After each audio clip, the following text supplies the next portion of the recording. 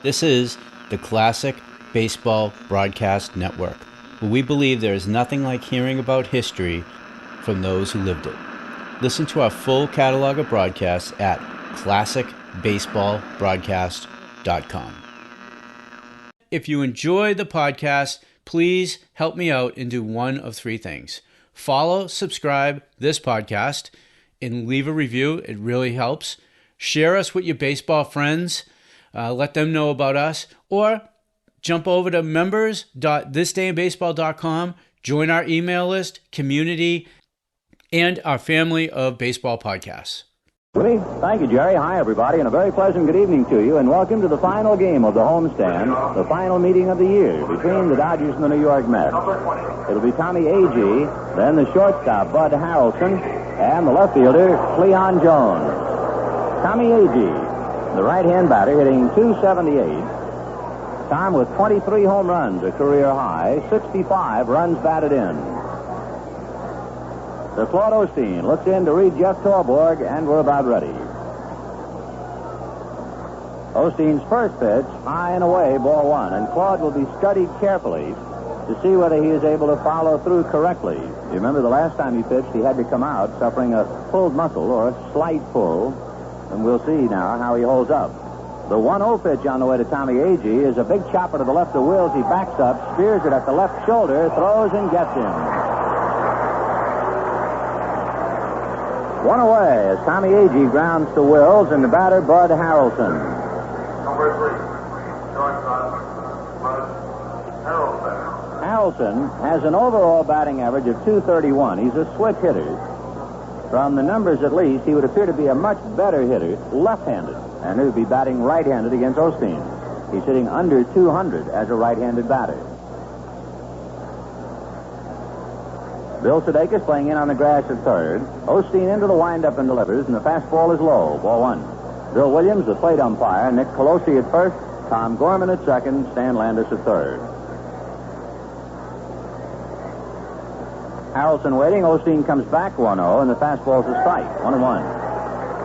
The outfield shallow, particularly Davis and Costco. Parker Sizemore, Will Sudeikis, the battery of Osteen and Torborg, Mota, Davis, Costco in the outfield. Fastball is lined to center. Willie was shallow, and he just calls it in. 2 down in the first inning, and here's a fellow the Dodgers have not seen in the series. The left fielder, Cleon Jones. Jones has been out with a bad hand. He hurt the heel and side of his hand sliding in San Diego. He then went to San Francisco and played a couple of games. And then when he came here, that hand was bothering him too much and he had to come out. Jones hitting .351. 12 home runs, 72 runs batted in. For Willie Davis, in retrospect, he would be fortunate to have gotten that ball that dropped in last night. With Shamsky playing left, Jones covers much more ground. So Cleon is in there tonight. Osteen delivers, high and away, ball one. The Heat's on, the Giants won, the Reds won, Atlanta won. Houston not scheduled.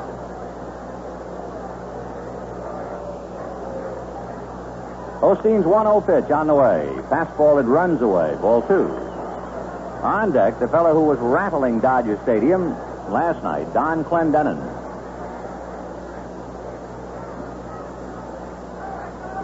2-0 to Cleon Jones, right-hand batter.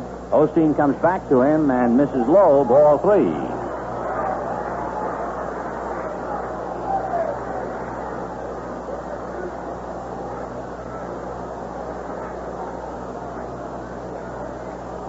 Osteen ready, and the 3-0 pitch on the way to Cleon Jones, taken for a strike, 3-1.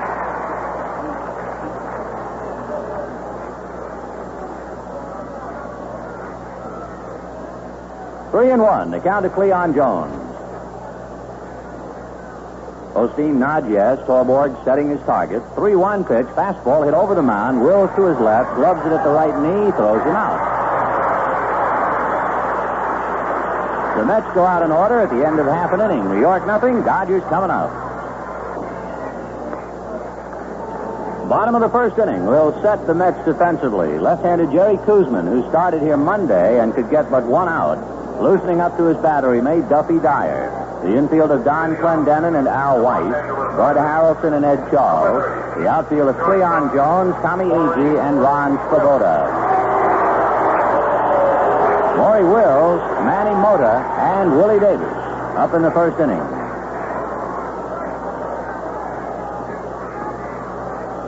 Maury Wills hitting .270 and batting right-handed against Koosman.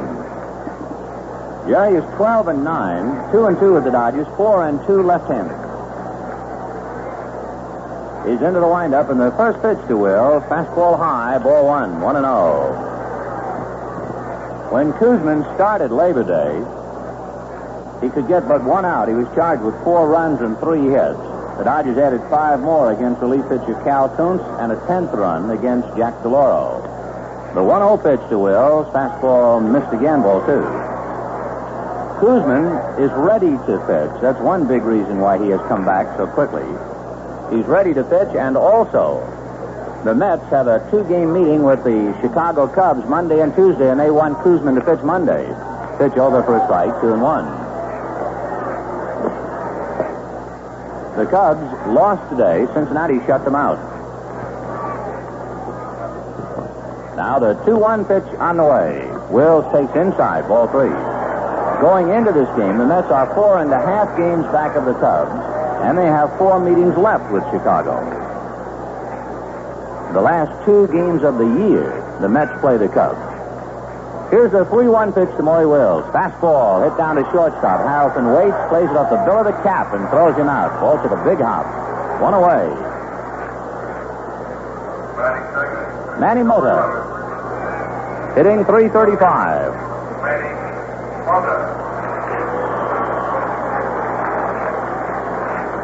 Danny Ozark coaching at third, Jim Gilliam at first. The outfield almost straight away, but Tommy Agee shading Mota just a bit towards right center. On deck, and all eyes will be upon him shortly, Willie Davis. Koosman into the windup, and Jerry delivers in the curve. A good one, over for a strike. 0-1. No score, bottom of the first inning, just the start of the game.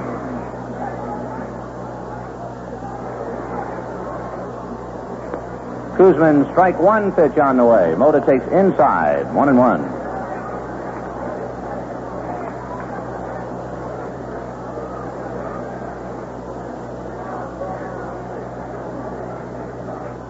Koosman's 1-1 pitch to Mota. Change outside, ball 2, 2-1.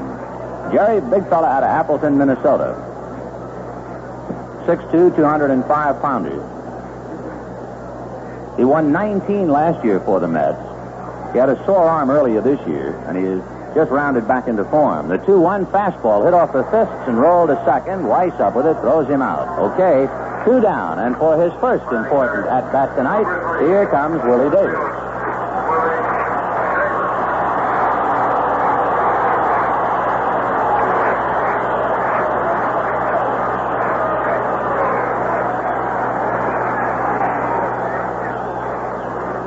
So Willie Davis against left-hander Jerry Koosman.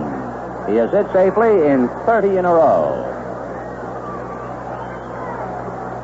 So Davis at the plate. Wes Parker on deck.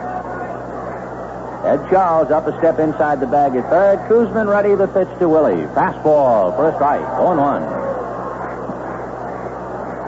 Willie's 30-game hitting streak is the longest in the league since Musial had a 30-game streak in 1950. The next pitch, slow curve low, 1-1. Rogers Hornsby, back in 1922, hit in 33 straight.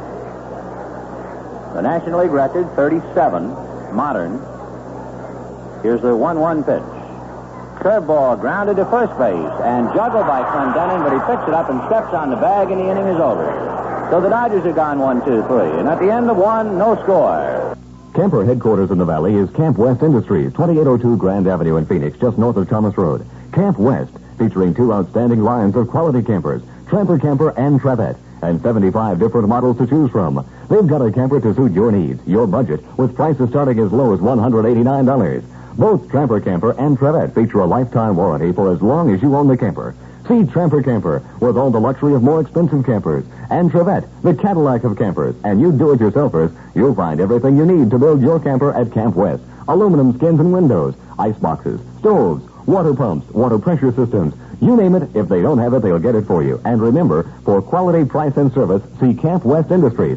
Easy to get to from anywhere in the valley. They're at 2802 Grand Avenue, just north of Thomas Road and a block west of Black Canyon Freeway. Camp West is open 6 days a week, Monday through Friday till 9, Saturday till 5. Remember, before you buy your camper, see Camp West, your volume camper dealer. To the second inning here at Dodger Stadium. No score in the ball game. It'll be Don Clendenin, Ron Svoboda, and Ed Charles in that order. Osteen set the side out in order. One shot, hit pretty hard, line drive by Harrelson, but right at Willie Davis. Don Clendenin, who homered into the right center field bleachers last night, and then the next time up, hit one over the top of the left field foul pole. Later on in the game, had a one-hop single that almost took Sudeikis with it. So Clendenin put on quite a muscle show last night. He's hitting .264 with a total of 11 home runs, 41 runs batted in. Big right-hand batter, formerly with Pittsburgh. Osteen looks down the barrel, now into the windup, and the left-hander delivers. And the first one outside, ball one. Ron Svoboda on deck. He's hurt the Dodgers twice recently with the bases loaded, last night and last week. The 1-0 pitch to Clendenin is a ground ball to Sudeikis. Bad hop into left field. Mota up with the ball and Clendenin aboard, and the left side of the Dodger infield has become a rocky road. So for Sudeikis, fortunately, he was able to get out of the way of it. That thing went high over his head. Base hit for Clendenin, and the batter, Ron Svoboda. Ron Svoboda hitting .242 with 6 home runs, 41 runs batted in. They throw that ball out, so it really took a hop. Gorman examines it, gets rid of it. Svoboda, right-hand hitting right fielder. Clendenin at first, held on by Parker. Second inning, no score. The pitch of the plate, Svoboda takes a strike, 0-1.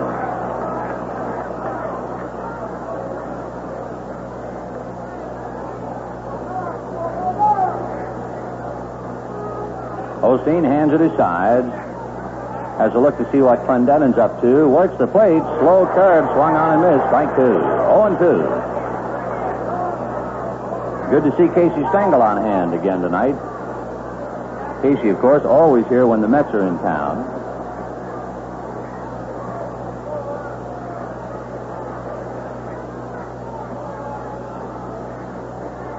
The count to Ron Svoboda. Osteen back with a fastball fouled away, and it's still 0-2. Our centennial celebrity for tonight, we're not going to say who it is now, but he is a fitting celebrity, particularly at this particular time, with Casey Stengel on hand and with Willie Davis having broken Zach Wheat's mark, because our centennial celebrity tonight was a teammate of Zach Wheat and Casey Stengel on the 1916 Dodgers. Strike 2 pitch. High chopper out in front of the plate. Torborg lets Osteen get it, throw, and gets him at first. So Osteen makes a nice play to nip Svoboda. Clendenin advancing to second, and with one out, the batter is Ed Charles. Ed Charles, the only poet that we know of in the National League. He actually has a book of his poems published. Ed, however, has not exactly been hitting according to the iambic pentameter. He's had a little trouble. He's more blank verse than anything with the bat this year, hitting .199. 2 home runs, 15 runs batted in.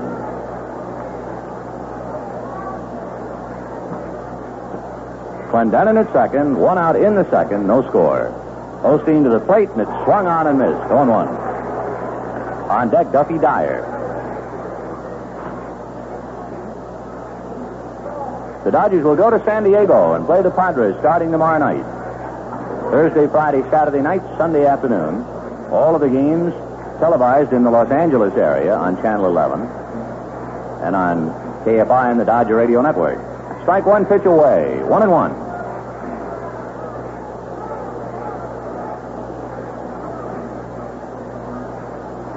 This afternoon at the Sportscasters Luncheon here at Dodger Stadium, there was a phone call made and quite a conversation between Willie Davis and Zach Wheat back in Missouri. Here's the 1-1 pitch, taken for a strike at the knees, 1-2.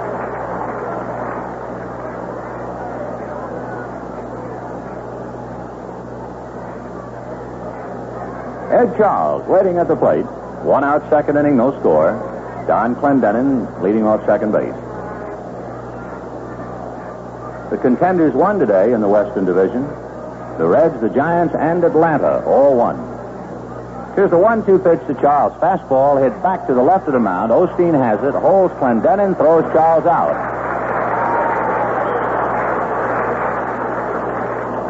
Osteen has to work overtime here in the second inning because of the bad heart.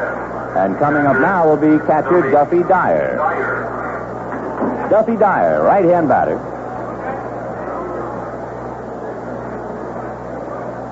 Dyer hitting .222. He has 3 home runs, 9 runs batted in.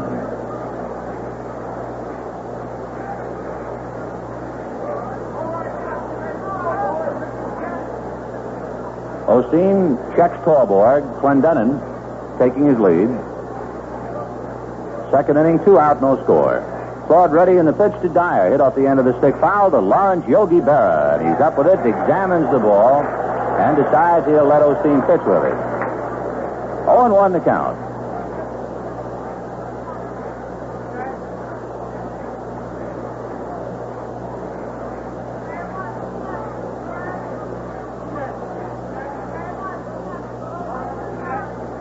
Dyer waiting. Osteen checks Clendenin. Strike one pitch. Fastball just low and away. 1 ball and 1 strike. Osteen freezing in his follow-through. A little unhappy with the call. 1 ball, 1 strike. Claude has won 18 and lost 11. 0-1 with the Mets. He is under 500 to the Mets. He has beaten them 8 times. They have beaten him 9.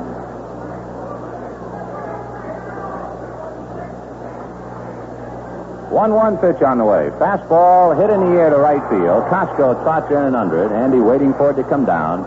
Makes the catch, and the inning is over. A bad hop single, and that's all. No runs, 1 hit, a man left. At the end of an inning and a half, the Mets nothing, the Dodgers nothing. Hey, Dick Landy. Who do you look up to when you're going for those low street eliminator ETs? I look up to the Christmas tree. When my timing is right off the line, I figure I'll get the drop on anybody in the other lane. Hey, Dick Landy. Who do you look up to for a gasoline for your passenger car? I look up to 76. Royal 76 Premium is exactly the same powerful gasoline I use for racing. When you're looking for someone to look after you, look up to 76. For product and service like you want to. Look up to 76. Look up to 76 for Royal 76 Premium when you're looking for high performance in your own car. Union 76 has won more races in the West than any other brand. Shouldn't Royal 76 Premium be your brand? When you're looking for someone to look after you, look up to 76.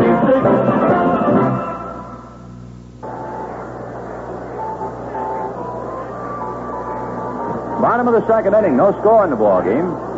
For the Dodgers, Wes Parker, Andy Costco, and Bill Sudeikis.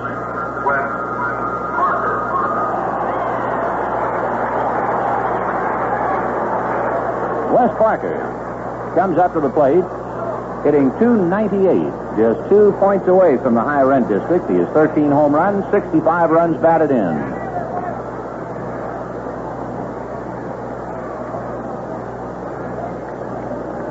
Jerry Koosman, left foot on the rubber, into the windup, and comes to the plate. Breaking ball is fouled back, 0-1.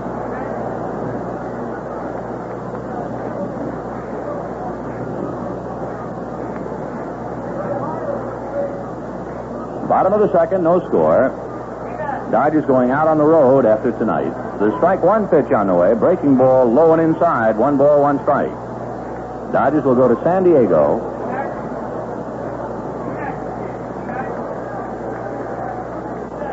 Then they have big series coming up after San Diego with Atlanta and Houston. 1-1 pitch, fastball for a strike, 1-2. One of the things the Dodgers must guard against, and sometimes it would happen in a pennant race, you have a tendency to look too far ahead. And they had better not overlook the Padres, who are lying in the weeds just waiting for them down there. Here's the 1-2 pitch to Parker. Curve ball, got him. Good pitch. Strike 3 called. West knew it and walked away. So Parker goes out looking on a curve, and the batter is Andy Costco. Right fielder, Andy Costco. Andy Costco has become Mr. 555, if you remember that old song. It has nothing to do with his dimensions, but he has had 5 hits in his last 5 at-bats, driving in 5 runs. Andy hitting .249. He had that bloop single last night to cash in, too, as a pinch hitter. He takes a strike. One of the more phenomenal things about the Dodgers this year, the success of their pinch hitters. Dodger pinch hitters this year have hit .289, and that's one of the tougher parts of this job. The leading pinch hitter is Len Gabrielson at .345. Curveball is hit to Charles, and he boots it, and Costco is aboard. Ed tried to charge and short hop, and he couldn't handle it. And now, third base umpire Stan Landis wants to look at the ball, and he shows it to Koosman and throws it out. I don't know what it is going on the field tonight. You remember Osteen made one pitch to Clendenin. The ball took a bad hop, went into left field, and when they brought it back to the infield, Tom Gorman threw it out of the game. Now Koosman pitches. Costco hits a ground ball to Charles. He tries to short hop on the dirt. He can't do it, and they throw that ball out of the game. And the batter is Bill Sudeikis.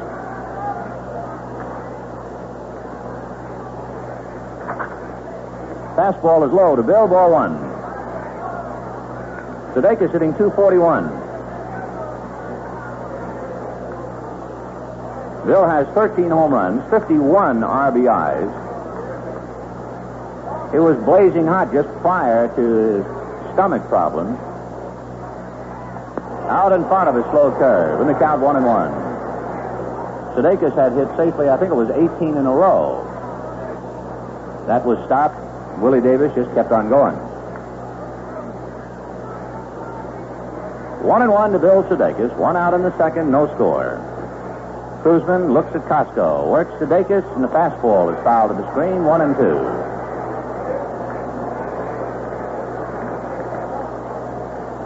When the Dodgers go to San Diego tomorrow night, Bill Singer will open up against the Padres, probably Dick Kelly. Then Jim Bunning and Joe Niekro Friday night. Don Sutton, Clay Kirby Saturday night. And you come back to Osteen and Al Santorini. Change is hit way down the left field line, but full foul and back into the lower deck. So Jerry Koosman pushing that one up to the plate, and Sudeikis pulled it foul. 1-2.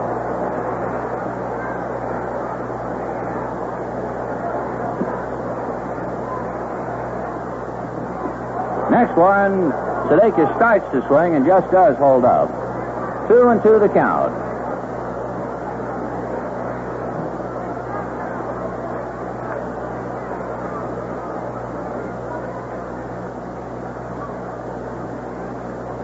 Koosman looks at Costco. The 2-2 pitch. Fastball hit to the hole. Under the glove of Charles. Down onto the left field. Costco stops at second base.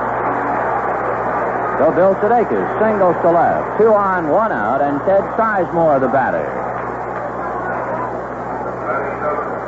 Number 41. Second baseman is Sizemore.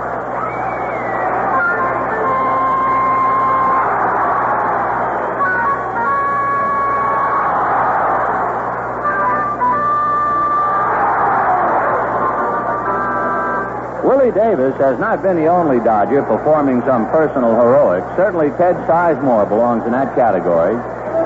He scored at least 1 run in the last 6 games, among other things. He takes a curve low, ball 1. He's had 9 hits in his last 18 at-bats. In the past 21 games, he's hit .400.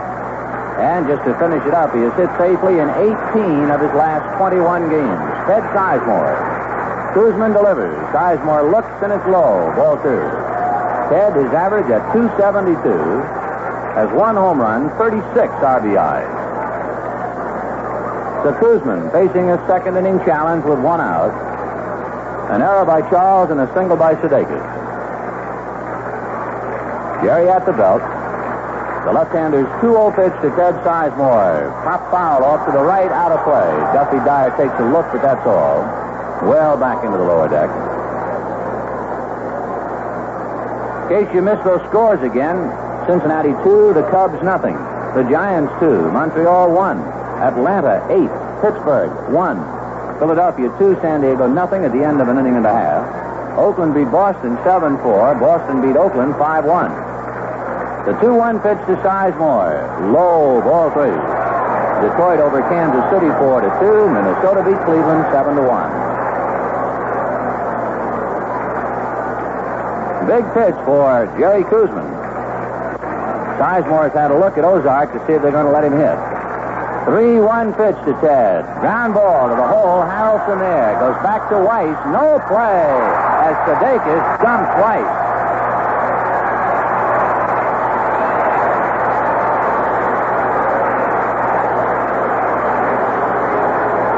Bill Sudeikis, a clean, legitimate slide, and he just upended Al Weiss. In fact, Weiss did a great job just to hold on to the ball, and Sudeikis goes back into the Dodger dugout. 2 down, that kept the inning alive, preventing the double play, and here is Jeff Tallboy.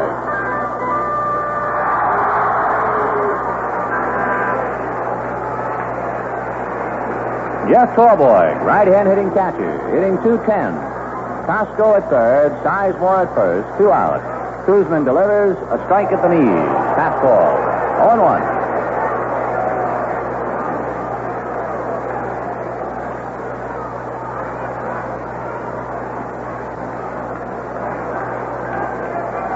Kuzman right back 0-1, and the pitch swung on and missed, strike 2.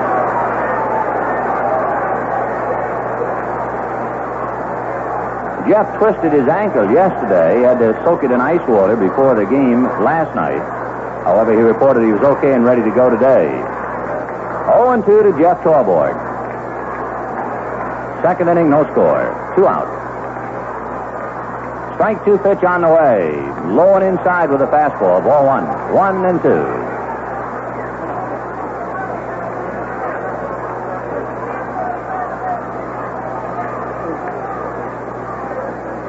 Costco at third, Sizemore at first, 2 out.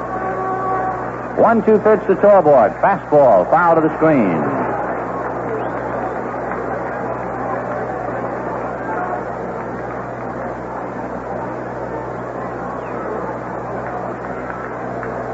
Kuzman waiting for his catcher, Duffy Dyer, to flash out some signs.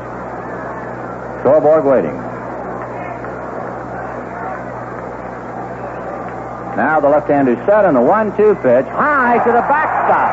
Here comes Costco to score. Down to second, Sizemore. Wild pitch, and the Dodgers lead 1-0. Let's pause for station identification. This is the Los Angeles Dodgers Radio Network. Appliances for cooking or looking, freezing or opening, cleaning or storing. All can be found at Factory Tire Outlet, 3528 West McDowell, Phoenix, where you can use your Arizona Bank Americard. This is KTAR Phoenix. Well, it's the old story about the lucky guy in baseball, if you can come up with an adequate definition of luck. The Dodgers had an error by Ed Charles, a 2-out single, an infield out, and then the wild pitch gets the run over. So, at second base, Sizemore, 2 out, 2-2 to count to Jeff Tallboy. Kuzman ready, and the left-hander delivers, and it's fouled away.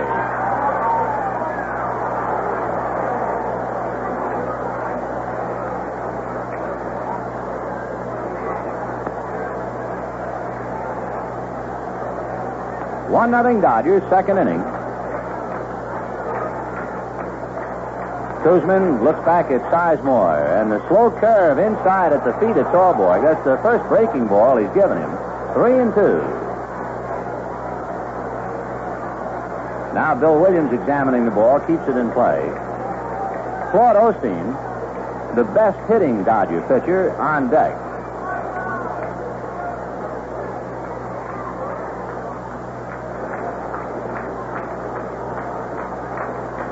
Dyer in a crouch behind the plate.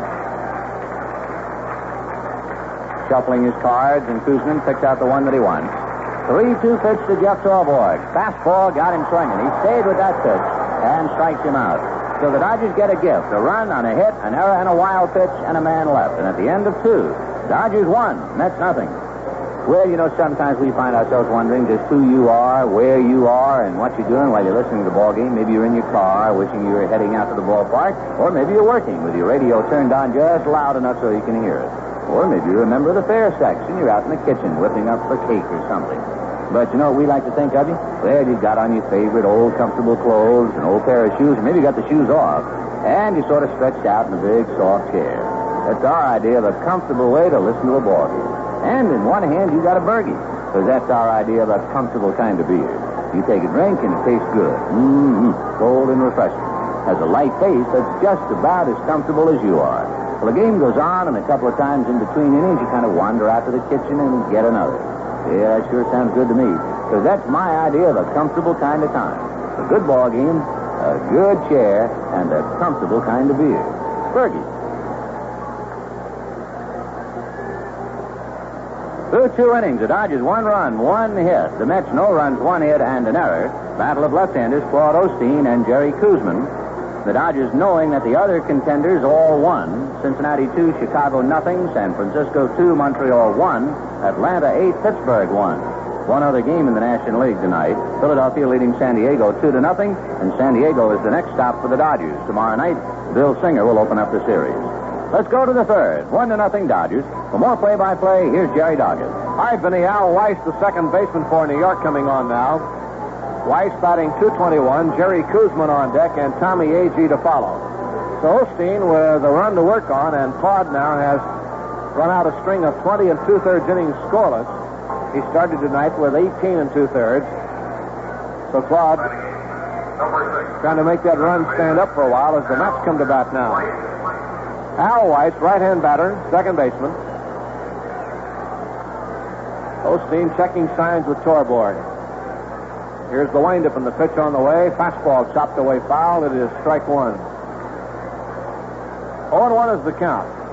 The Dodgers will be playing in San Diego the next 4 games, while the Giants are at Houston. And then the Dodgers go to Atlanta while the Giants are at Cincinnati. Fastball is outside. And then while the Giants are at Atlanta, the Dodgers will be at Houston. So we're getting right down to the nitty-gritty, so to speak, in the National League Wild West. 1-1 pitch. Lined at second base, 1 hop to Sizemore. Throw to Parker in time, and it's 1 away. So Weiss grounds out, second to first. 0-1 the count. The Dodgers in their own division have done well. They have won 35 and lost 26. Jerry Kuzmin. That's better than they have done against the Eastern Division. Here's Kuzmin at bat, right-hand hitter. Jerry, as a hitter, has 4 hits in 17 at bats. Make it 3 for 63. Kuntz has 4 for 17. Now the pitch on the way. High for a ball. 1 ball, no strikes. Tomorrow night at San Diego. Game time 8 o'clock. Warm up at 7:40 on the Dodger Radio Network KFI and Channel 11 in the Los Angeles area. Here's a foul back into the lower stands. 1-1 to Jerry Kuzmin. Tommy Agee on deck. The Dodgers a run and a hit. The Mets, no runs, 1 hit, 1 error. 1-1 pitch now on the way. Fastball is too low, and it's ball 2. 2-1. Kuzmin wears number 36, throws left, bats right. They shade him to the right in the outfield. Osteen delivers. Strike 2. Fastball in there around the knees, and it's a 2-2 count. Claude Osteen with 18 wins. Trying to get number 19 tonight, and he's aiming at a 20-game season. He's never made 20. In fact, 18 is high for him. Here's a foul into the screen. 2-2 still up there. Denny McLean tonight got his 22nd. He beat Kansas City 4-2. Juan Marichal got his 17th today, beating Montreal 2-1. Atlanta beat Pittsburgh 8-1. Ron Reed the winner. 2-2 pitch on the way to Kuzman. Line down the right field line, foul ball. So Kuzman pushes one away, foul down to the right field corner. Andy Costco down there to retrieve it. 2-2, one out in the third inning. Dodgers scored in the second, lead 1-0. Had a wild one here last night. The Dodgers with 3 in the ninth inning came up one shy of a tie. The Mets winning 5-4. Here's the 2-2 pitch. Struck him out. Fastball, and Kuzman down on strikes. That is strikeout number 1 for Osteen and brings up Tommy Agee, the leadoff man, grounded out his first time up. Agee batting .278, 23 home runs, and 65 runs batted in.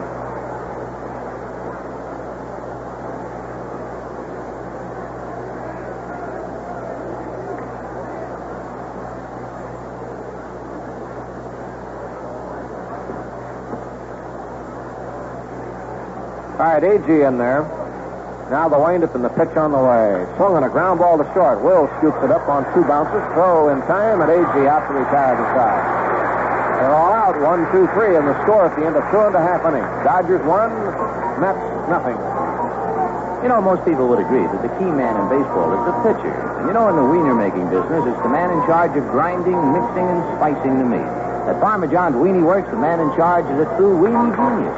Farmer John brought him over from the old country just to head up his weenie making. This weenie genius makes Farmer John all-meat wieners a secret old-world way, using only fresh Eastern corn-fed pork and fresh, lean, juicy, homegrown beef. Then the weenie genius grinds the meat finely and spices it sublimely. Finally, Farmer John adds the magic touch by smoking his wieners over native western wood. So there's the genuine flavor of the West in every tender, tasty morsel. Farmer John all-meat wieners were the gold medal winners of the California State Fair, and no wonder. Because they're not only all meat, but pure genius. So look for Farmer John all-meat wieners in the delicatessen section of your market. And if you don't see them, be sure to ask for them. Don't be shy. Step up and ask for Farmer John. Now to the last of the third. Osteen will be the first batter for the Dodgers facing Kuzman. Osteen wills Mota here in the third inning. 1, Osteen.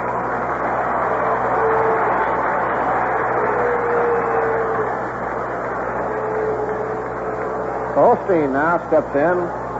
Claude is hitting .237 with 22 base hits and 11 runs batted in, 1 home run. Jerry Kuzman into the windup now, and the left-hander's pitch on the way. Fastball for a strike on the outside corner, 0-1. No balls, 1 strike to Osteen. The Dodgers on this homestand, winding it up tonight, is a curve low, and it's 1-1. They have won 6 and lost 2. Swept Philadelphia, took 2 out of 3 from Montreal, and 1-1 with New York. Here's the 1-1 pitch to Osteen.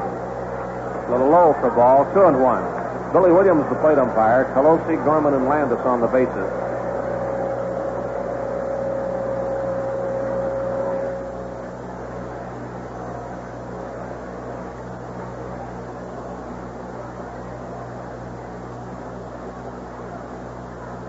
Two-one pitch to Claude, swung on and fouled back into the wire.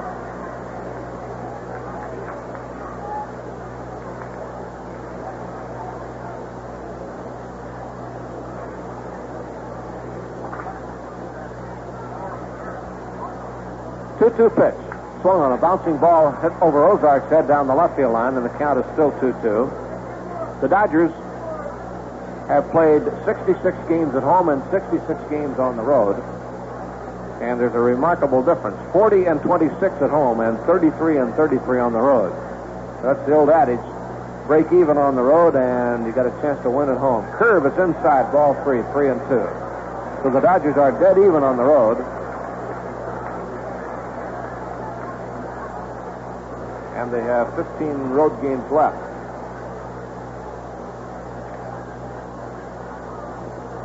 3-2 pitch to Claude is swung on and missed, strike 3. So Osteen goes down on strikes as Kuzman gets his third. And the leadoff batter, Maury Wills, coming up now. Maury coming on, grounded out his first time up. We told you the Dodgers against the East 38-33 and against the West 35-26. This is their final game against the East for the year.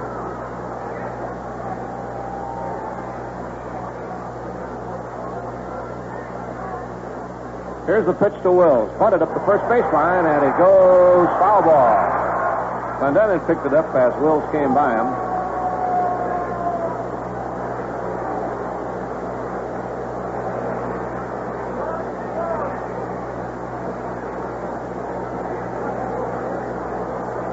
Murray comes back to try it again. Strike one count. In case you missed the scores earlier, Cincinnati shut out Chicago 2-0. Maloney all the way to win, a two-hitter. The Giants won with 2 hits, beating Montreal 2-1. Marichal the winner. And Atlanta beat Pittsburgh 8-1. There's a bunt third base side. Koosman off the mound, and the throw is not in time. And then he couldn't hold it anyway, but he was ruled safe. It'll be a base hit by Wills. A bunt on the third base side. He pushed one foul on the first base side and came right back and dropped one up of the third base line and beat Koosman's low throw. So Wills on now, and Manny Mota at bat. We'll see if Wills tries to run on Koosman.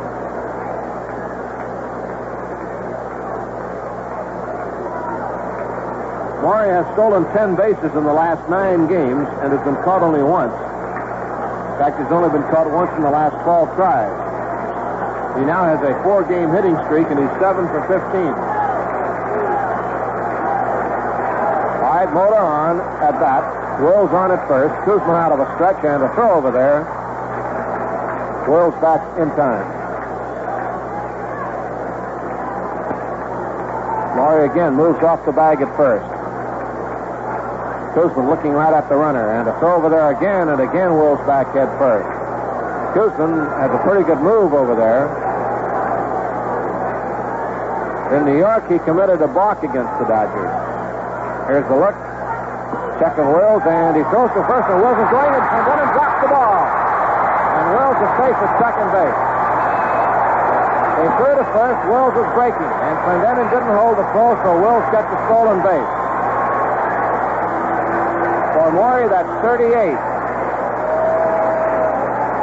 A big break that time as Koosman had him dead to right, but the throw right at Clendenin, he did not hold it.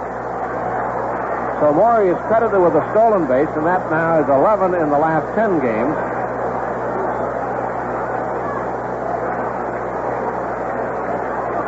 And for Maury, his 22nd stolen base as a Dodger. He has 38 in all. All right, Mota now trying to pick him up. Manny's been battling a slump, .335 average. 3 homers, 27 runs batted in. Wills off second. Now the look by Koosman, the pitch to Mota. Outside, ball 1. 1-0. The Dodgers leading 1-0 and trying to get some more now against left-hander Jerry Koosman. A bunt single and a steal by Wills, who was picked off. It's credited with a steal when Clendenin did not hold the throw. Now the pitch.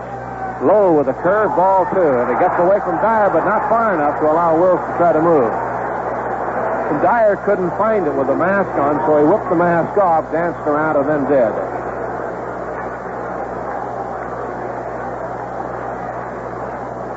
Two balls, no strikes to Manny Mota.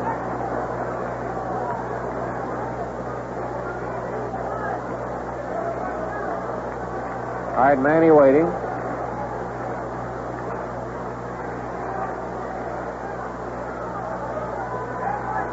Now the stretch again. To look back at second. The pitch to Mota. High. Ball 3. 3-0. On deck, Willie Davis. 3 balls, no strikes.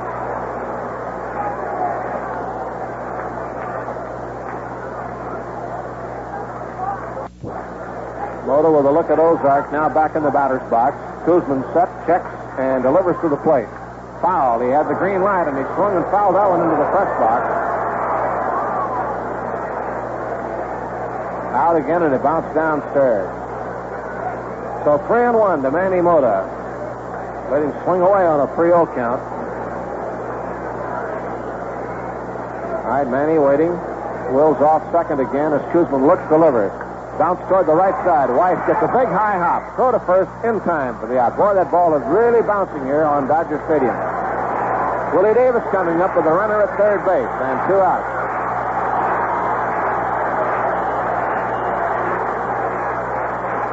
Willie D grounded out to Clendenin his first time up, hitting .318. 30 consecutive games for Davis. now the Mets play the corner men up. Charles at third, Clendenin at first, play up a bit. Now Clendenin backs up a few steps. Charles stays in at third. Willie Davis at bat with Maury Wills on third base. And Kuzman out of the windup and the pitch on the way to Willie. Strike on a fastball right in there, 0-1.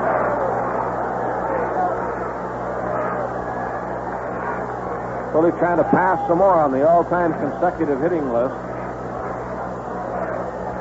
He's aiming at Fred Clark and Sam Wright. Strike one count, Willie waiting.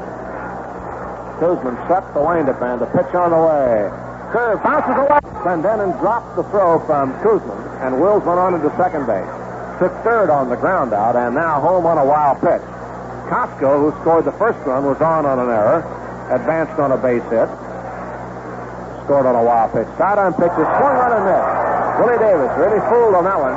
Sidearm curveball, and down he goes. So Davis 0 for 2, strikes out. 4 strikeouts for Kuzman. The Dodgers retired in the third, pick up a run on a hit, and none left on. The score at the end of 3, Dodgers 2 and the Mets nothing. In 1964, Magnavox invented and introduced automatic fine-tuning, which eliminated bothersome and critical picture fine-tuning. And now, in 1969, Magnavox does it again. Magnavox now brings you another revolutionary achievement and solves the problem of annoying variations in color TV.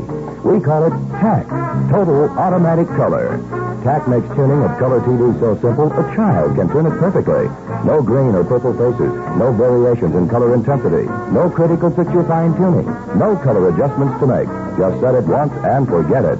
Enjoy uniform color and picture from program to program, from channel to channel. And with Magnavox, choose from superb fine furniture cabinetry.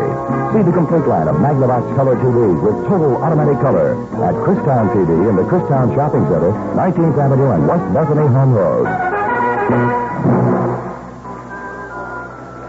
We played 3 innings, and the Dodgers lead the Mets 2-0. Claude Osteen concludes warm-up tosses. We're ready to go back to play in the fourth. More action, and here's Vince. All right, Jerry, 2-0 on wild pitches for the Dodgers, and of course they'll take them anywhere they can. Bud Harrelson, Cleon Jones, and Don Clendenin in that order against Claude Osteen. So the Dodgers 2 runs, 2 hits. The Mets no runs, 1 hit, and 1 error. Harrelson, the switch hitter, batting right-handed, lined out to Willie Davis, who plays in shallow and center. Sudeikis plays him in on the grass. Osteen, after his 19th win tonight, delivers in a bunt foul off to the right of the plate, 0-1.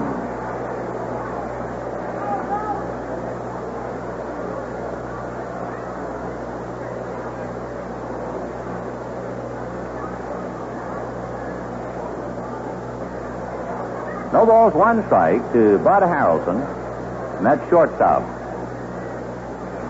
Osteen into the windup, and the strike 1 fastball away, 1-1. Osteen and Kuzman bringing down the curtain on the homestand and also finishing off the year's work between the Dodgers and the Mets. 1-1 pitch on the way. Osteen's fastball, line drive, backhanded by Wills.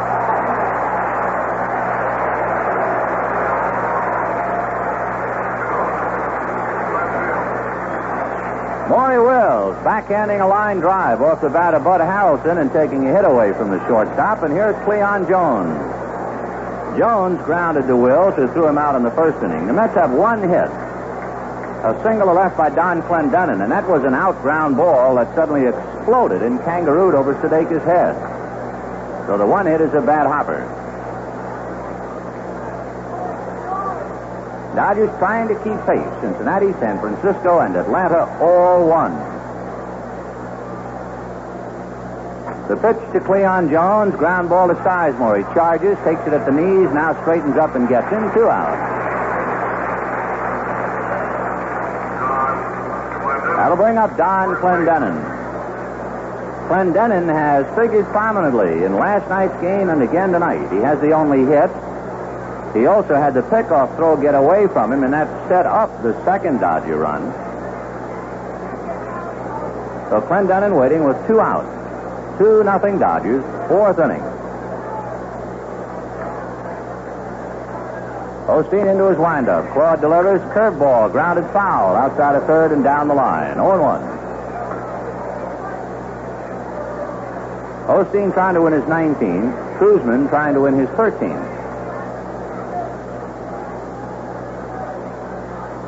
Ron Swoboda on deck. Strike one pitch to Clendenin. Fastball. Swung on and missed. Strike two.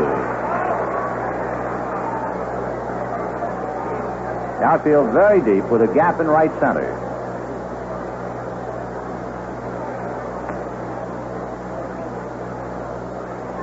Clendenin bends at the knees and at the waist. Strike two pitch. High and outside. Ball one. 1-2.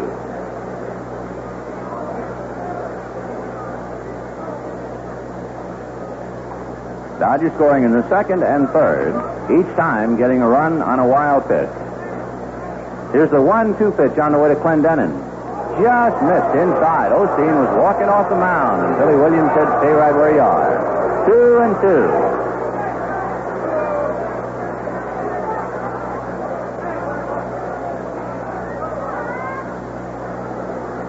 Two balls and two strikes to the right-hand hitting Don Clendenin.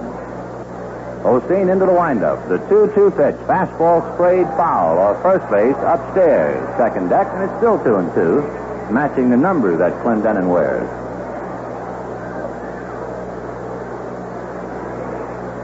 Osteen, who had to leave while working on a shutout his last time out, is one back in the league lead. Ferguson Jenkins has 7. Curveball is swung on and missed. Strike three. Clendenin tried to hold up and couldn't do it. The Mets are gone in order. Osteen has retired 9 in a row, and at the end of 3.5 innings, the Dodgers 2 and the Mets nothing. Hey, George Fulmer, who did you look up to in the final laps of your record win at Phoenix? I look up to my pit crew for signals. In a split second, they could tell me who I had to beat and how many laps were left. Hey, George Fulmer, who do you look up to when you want to keep your passenger car in championship form? I look up to 76. I use 76 racing fuels at Phoenix, and I stay with Royal 76 Premium on the highways. That's a pretty unbeatable combination. When you're looking for someone to look after you, look up to 76 for product and service that you want to choose. Look up to 76. Look up to 76 for Royal 76 Premium and for the products and services to keep you out in front. Union 76 has won more races in the West than any other brand. You can depend on your pit crew at 76. When you're looking for someone to look after you, look up to 76. As we go to the bottom of the fourth inning, a soaking wet Jerry Kuzman prepares to pitch to Wes Parker, Andy Costco, and Bill Sudeikis. Kuzman looks like he is pitching in Atlanta rather than Los Angeles. Of course, you are aware of perspiration more so than a fellow wearing a gray uniform. Kuzman's shirt, a very dark gray, and the right thigh of the right pants also heavily stained with perspiration. He's working hard, and he's losing 2-0. He struck out Parker in the second inning, starts him low and inside, ball one. Nice to have with us Elton Schiller, the GM of the Spokane Indians, along with manager Tommy Lasorda, and Charlie Blaney, the general manager of the Albuquerque Dodgers, taking in the game tonight. 1-0 pitch to Parker, line drive, base hit to left field. Jones up with the ball and gets it back in. Parker holding, and let's pause for station identification. This is the Los Angeles Dodgers Radio Network. If it needs to be nailed or glued, painted, or do-it-yourself repaired, what you need is at Color Key Paints of Arizona, 714 East Indian School Road, Phoenix, where you can use your Arizona Bank Americard. KTAR Phoenix. Andy Costco aboard on the error to Ed Charles in the second inning. So Costco is 0 for 1. He finds Parker at first, nobody out. Dodgers leading 2-0 in the fourth.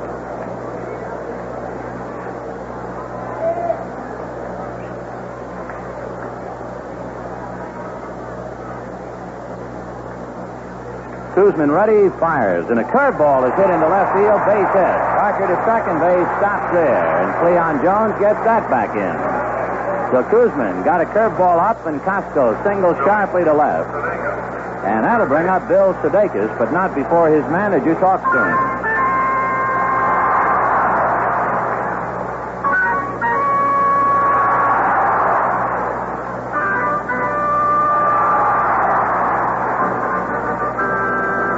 Jerry Kuzman is not quite the same pitcher who won 19 games last year. For one thing, he does not throw as hard as often as he did last year. In May, after pitching a game in Montreal this year, his arm went numb, and he was actually worried that his career was over. The doctors advised Jerry not to touch a ball for about 6 weeks, so he was very slow in rounding into form. He is now somewhat the way Koufax liked to pitch. He's not interested in just overpowering hitters, and he is much more of a pitcher now than he was last year, although he will not win as many games this year as last. Sudeikis up there, around the bunt, does foul outside of third, and the count 0-1. Last year, Kuzman would give you that nice, easy windup, and then it would be an echo at home plate. Goes more breaking balls now, pitching to Spot. And the breaking ball has gotten him into trouble here in the fourth. Back-to-back singles by Parker and Costco. Clendenin on the grass. Charles at the edge of the grass. Sudeikis swings and lifts one to left, but Jones goes back on the ball, leaps in the air to one-hand it, and the runners have to scurry back. That ball was just starting to take off, and a leaping one-hand catch by Cleon Jones. Cleon, a fine outfielder. He throws left-handed. So 1 out, and the batter, Ted Sizemore.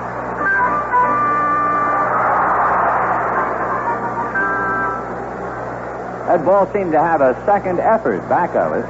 1 minute it was a fly ball, and the next thing you know, it was all set to take off. All right, here's Sizemore. Kuzman checks, delivers, fastball misses, ball 1. The Dodgers winning a game they feel they must win to keep pace. The Mets trying to catch up on the Cubs, who lost. 1-0 to Sizemore, hit into a fourth play in the second inning. Kuzman's 1-0 pitch, fastball, hit down the left field line, fair ball. It's in the corner. In comes Parker. Costco stops at third on a double by Sizemore. Dodgers lead 3-0.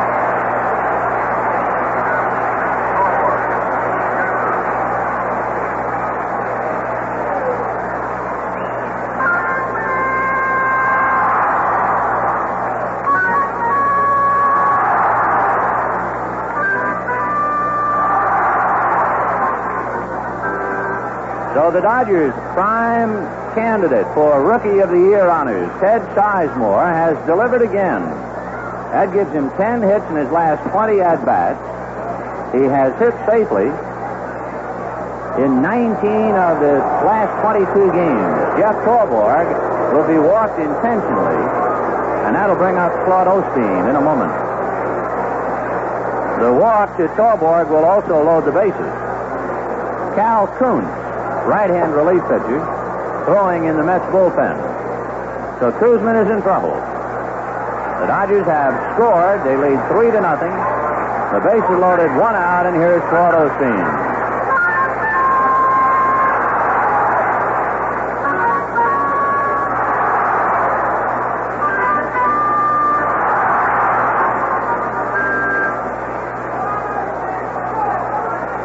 Claude Osteen struck out in the third inning.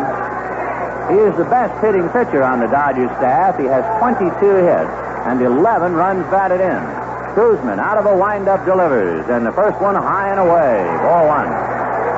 So Kuzman has wild pitched 2 runs over, and Sizemore has just doubled over the third Dodger run, and they have him on the ropes. Costco, Sizemore, and Torborg take their lead.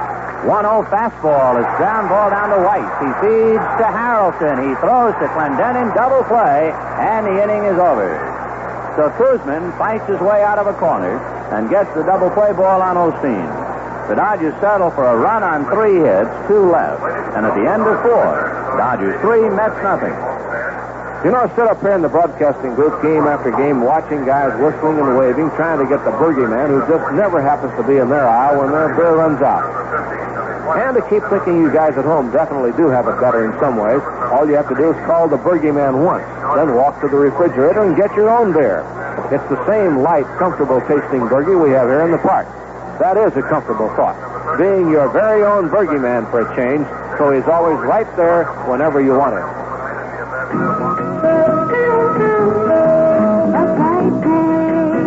So comfortable, just right.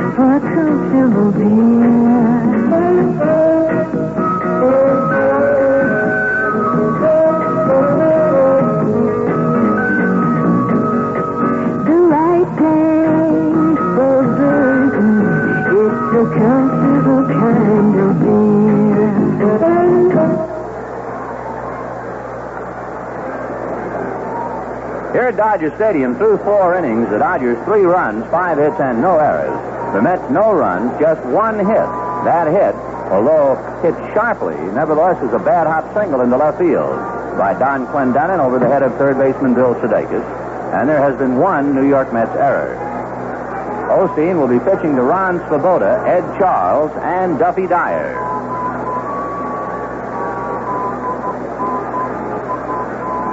On the message board, happy anniversary to Mr. and Mrs. Alex Melgan of Woodland Hills on Golden Wedding Day. Ron. Here's Ron Swoboda. Right field. And to Mr. and Mrs. Roy Hagan of Tucson on wedding day number 56. Swoboda hit back to the box in the second inning. He's 0 for 1.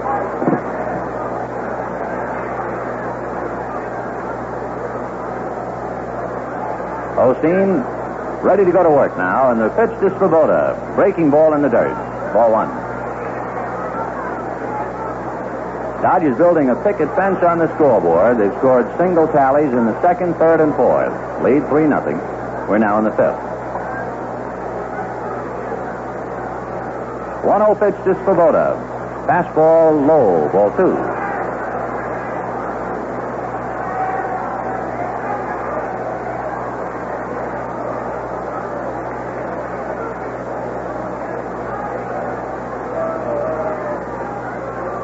Brought up on top again. 2-0 the count of Swoboda. Now the left-hander delivers, and the pitch is strike. 2-1. Veteran third baseman, another right-hand batter, Ed Charles, on deck.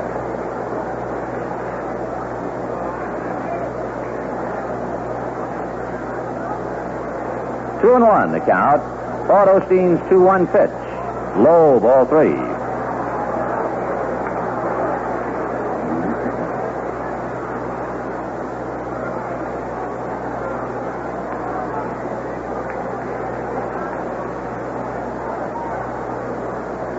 Swoboda waiting, 3 balls, 1 strike.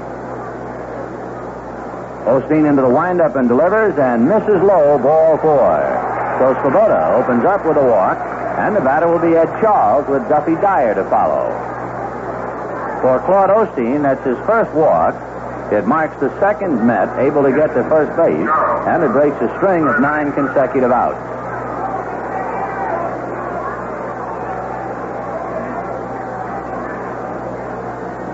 Ed Charles hit back to the box in the second inning.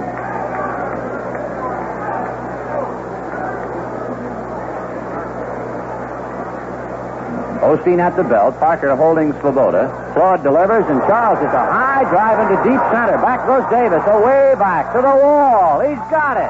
One-handing it. Swoboda back to first.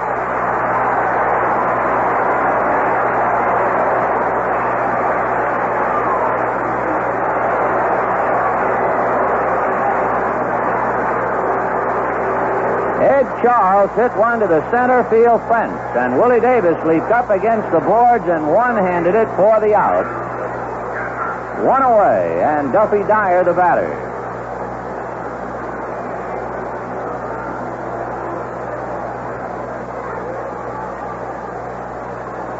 Dyer flied to right field in the second inning. 0 for 1. Osteen looks over at first, now to the plate, and the fastball outside, ball 1. On that towering smash by Charles, it was so close to hitting the wall. It would not have gone out, but it was so close to hitting the wall. Andy Costco was racing over, expecting to play the ball off the wall. Andy running so hard he lost his hat. Here's the 1-0 pitch to Dyer. Fastball away, ball 2. So Osteen having a little control problem here. He fell behind and walked Swoboda. Got one in the honey zone, and Charles almost hit it out. And he's now fallen behind 2-0 to Duffy Dyer. The pitch to the right-hand hitting catcher, way outside, ball 3. The Mets get a right-hander up in the bullpen. When they get down to Kuzman's spot, they might hit for him. They had Cal Kuntz throwing when Kuzman was on the ropes in the 4th inning. Now Don Cardwell, basically a starting pitcher, throwing in the bullpen. 3-0, the count to Duffy Dyer. Osteen delivers, a strike.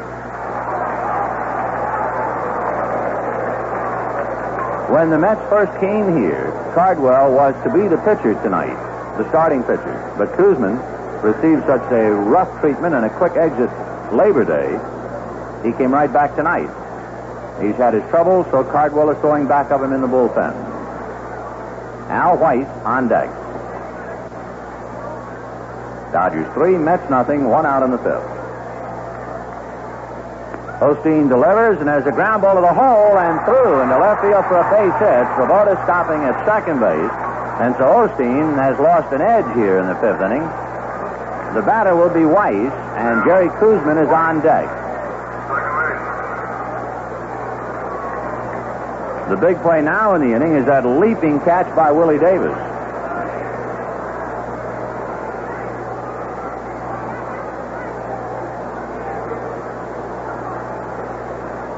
Al Weiss hitting .221. He has 2 home runs, 20 RBIs. Right-hand batter. Svoboda at second, Dyer at first. Osteen had retired 9 in a row and hit a bump in the road. A walk to Svoboda, the long out by Charles, and now a single by Dyer. Weiss waiting, and Osteen delivers. And there's a one-hopper off the glove of Sudeikis, picked up by Wills. He goes to Sizemore. They get Dyer. Oh, what a play. A great heads-up play by Maury Wills. And when was the last time you saw 3 men involved in a forced play at second? Because Sudeikis, by deflecting the ball, took a sure hit away from Weiss. So the play went 5-6-4. Sudeikis, Wills, Sizemore, and they forced the catcher. Now, with 2 out, on what could have been a very big inning, Jerry Koosman coming up. So Osteen has not fooled many here in the inning.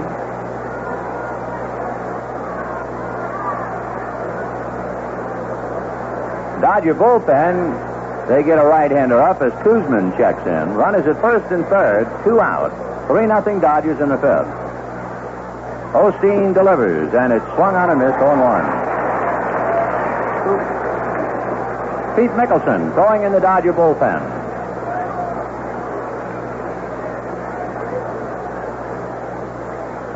Two big defensive plays have saved Claude so far in the 5th. Koosman, not considered much of a hitter. He takes outside, 1-1. Jerry this year has 3 hits in 63 at-bats.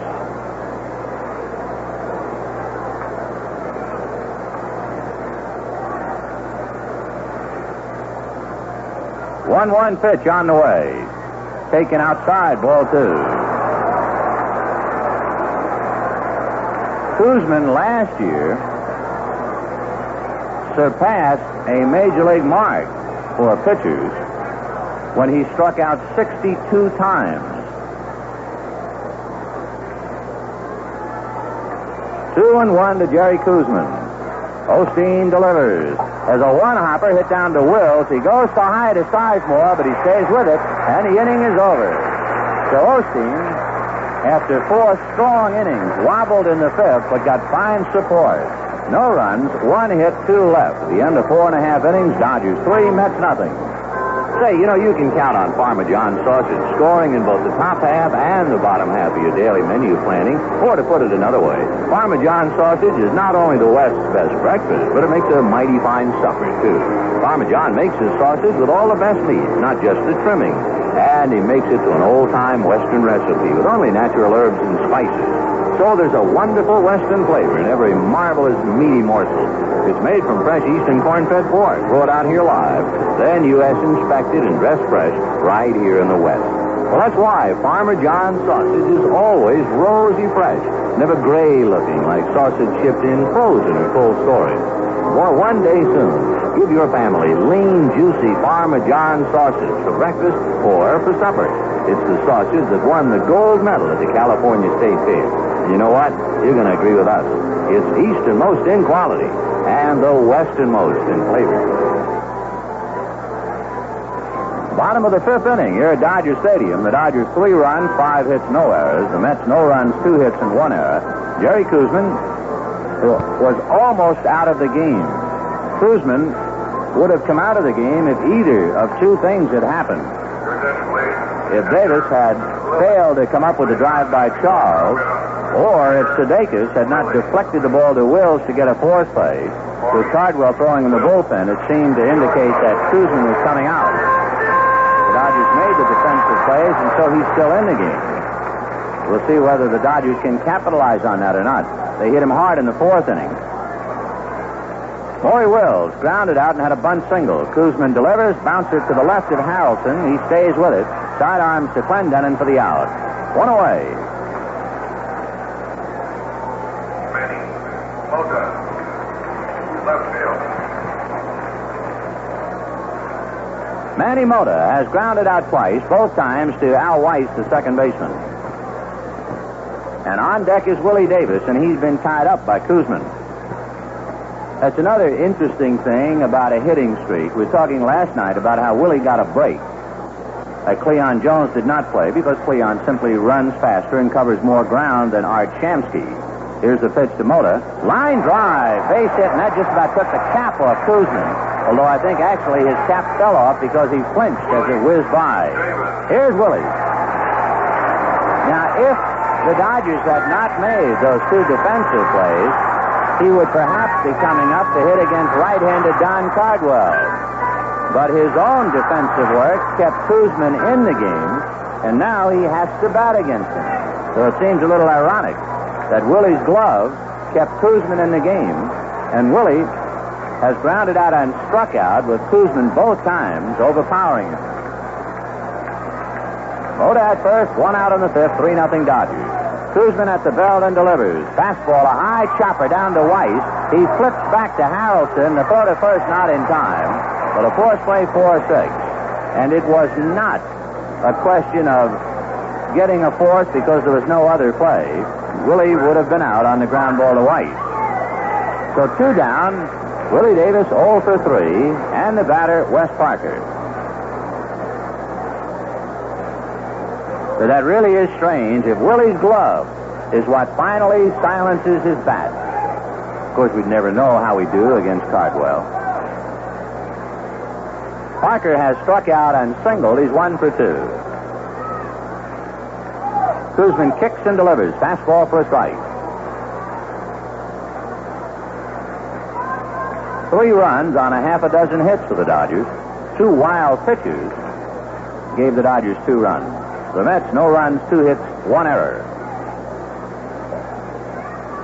Willie goes. Pitch to Parker is hit in the air back of first base. Slicing foul down the right field line. Clendenin in pursuit and can't get it. So Davis will go back to first. 0-2 the count to Parker.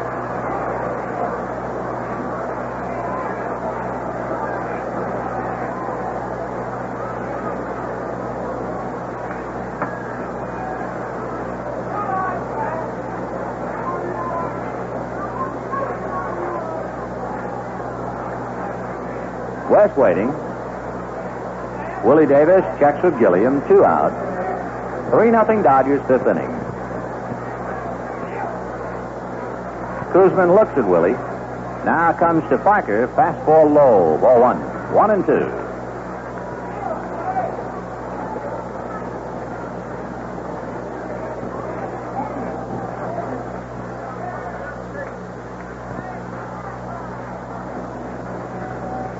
Koosman's 1-2 pitch to Parker. Curve fouled away, and Jerry must have given Willie the evil eye because he had him going back to the bag when he made the pitch to the plate.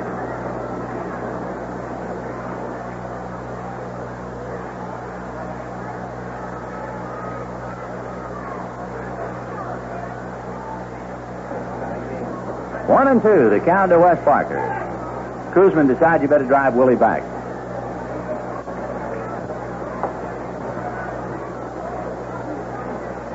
One and 2 to Parker. The pitch to West, fastball, fouled away. Didn't get around on it, went off to the right out of play. Still 1-2.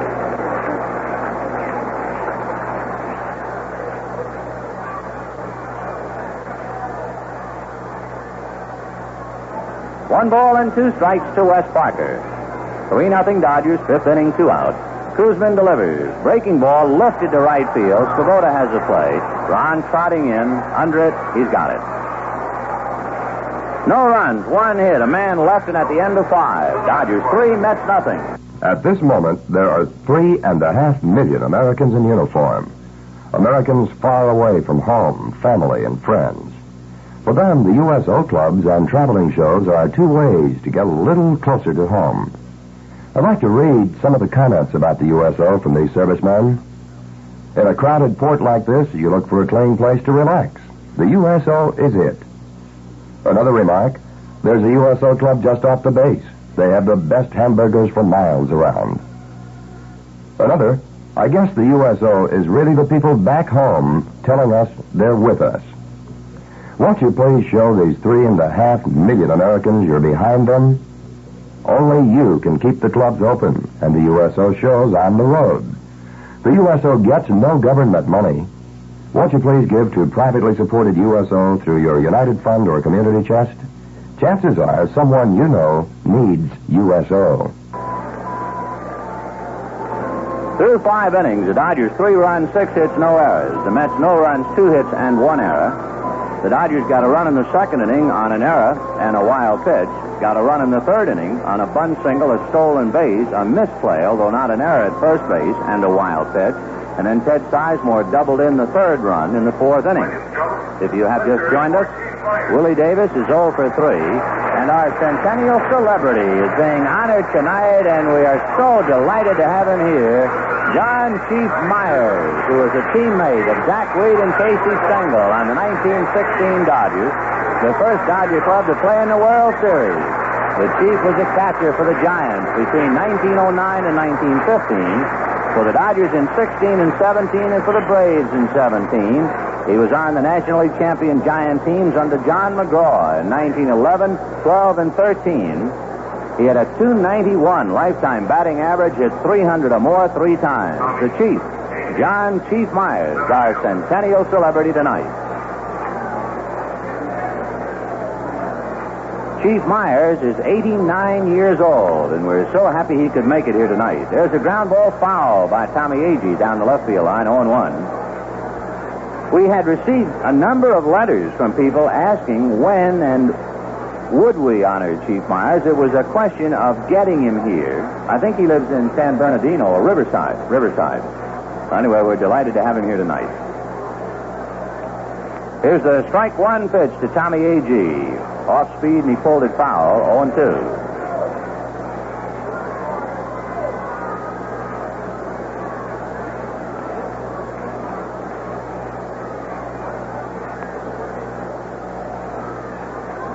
Tommy Agee waiting. Claude Osteen ready. Delivers fastball. Looper in the left field. Base hit for Tommy Agee. So Osteen, who was fortunate, and now Agee takes a big turn at first and just this dive back after Wills made the automatic tag at second with his back to first base. Agee broke his bat on the ball, and Moto was playing him deep, and Tommy almost went for the extra base. So the Dodgers will be watching him very carefully. It took 2 fine plays to get Osteen out of the 5th inning, and now the leadoff man gets a base hit in the 6th. 3 hits for the Mets. Harrelson lined out twice to center fielder Willie Davis, and then it was backhanded by Wills in the 4th inning. Throw to first base, Agee back.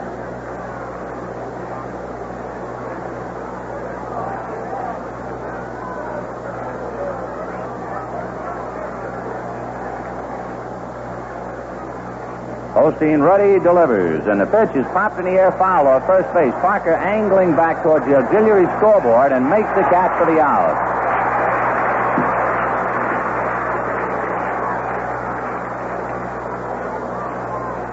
One away, and here's Cleon Jones.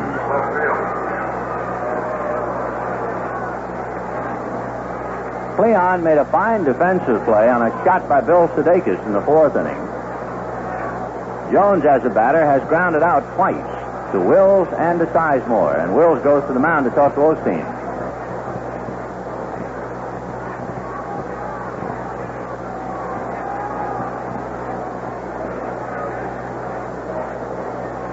Sixth inning, 3-0 Dodgers, 1 out.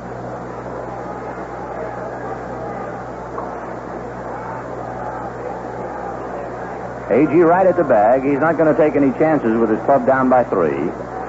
Jones waiting, Clendenin on deck.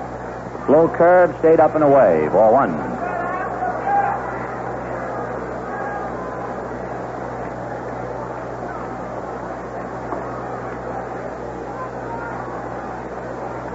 Osteen hands at his sides. Torborg sets a target.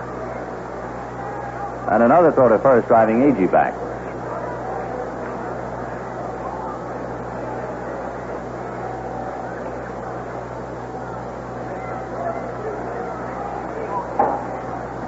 Osteen ready. The 1-0 pitch to Jones. Fastball hit to the hole. Over to get it. Wills back to Sizemore. And he just did get it. And boy, going after him was Tommy A.G. Sizemore was backing out into left field, but of course A.G. was only doing his job, the same thing that Bill Sudeikis did earlier. But he really followed Sizemore, and Tommy Gorman over to talk to Ted and to Morey. A.G. just kept going right over the bag, making sure that Sizemore could not throw to first. All right, 2 down, and here's Don Clendenin.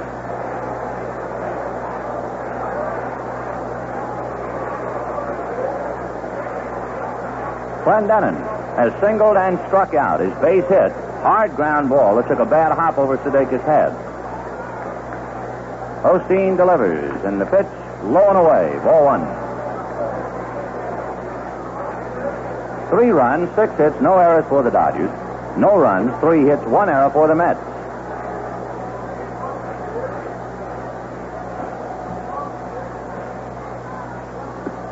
Clendenin takes a strike on the outside corner, 1-1.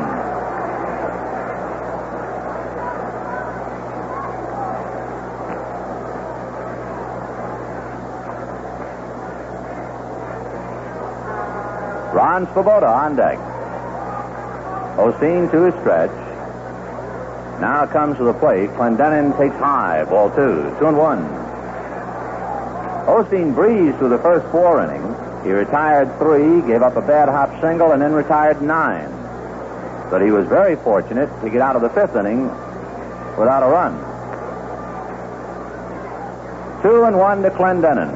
Claude delivers. Fastball hit right back at Osteen. He stays with it and throws him out. No runs, 1 hit, a man left. And at the end of 5.5 innings, Dodgers 3, Mets nothing. At Metco Pharmacy, 455 North Mesa Drive, Mesa, where you can use your Arizona Bank Bank America card. This is KTAR Phoenix.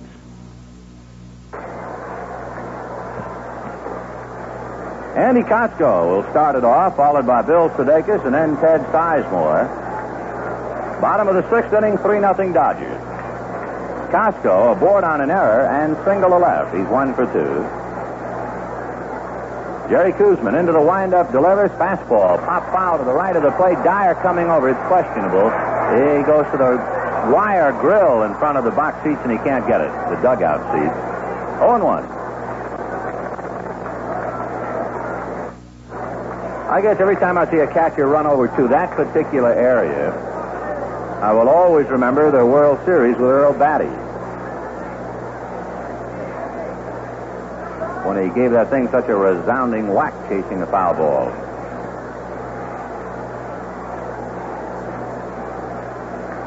"0-1, the count to Andy Costco. Koosman ready, and the left-handed delivers and gets a good fastball in there. Strike 2. 0-2. Dodgers scored single runs in the 2nd, 3rd, and 4th. On a wild pitch in the 2nd, on a wild pitch in the 3rd. And Sizemore doubled home a run in the 4th. Strike 2 pitch to Costco. Fastball away. Ball 1. 1-2.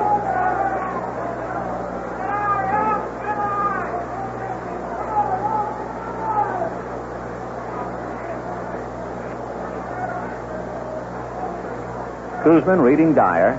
Outfield deep and around the left on Costco. And the 1-2 pitch. Curveball. Lifted to left field. Cleon Jones goes in, goes back now, and makes the catch for the out. So Andy lifts a curveball to Jones, 1 away. And the batter, Sudeikis. Sudeikis single to left in the 2nd inning. was robbed of a hit by Jones in the fourth and made a very big defensive play in the fifth. With Dyer at first and Svoboda at second, Weiss hit a ball heading for left field. Sudeikis dived at it, got his glove on it, and deflected it over to Wills, who alertly picked it up and threw to Sizemore for a fourth. Had that ball gone through, the entire complexion of the game would have changed. They would have hit for Koosman, and Cardwell would have been pitching. Instead, Koosman is still there. The breaking ball is strike, 0-1. We assume they would have hit for Koosman anyway. They had Cardwell throwing back of him.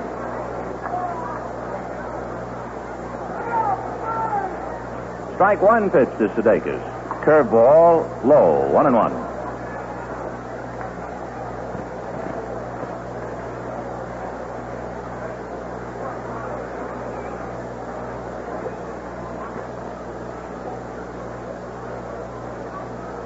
Here's a 1-1 pitch to Bill. Fastball high, ball 2. 2-1.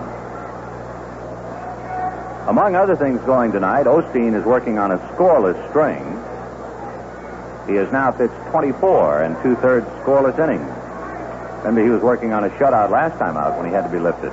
Fastball is hit right through Koosman's legs, over second base and into center field. And Sudeikis is 2 for 3.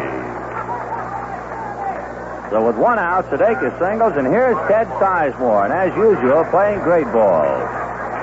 Sizemore got a big double in the fourth inning.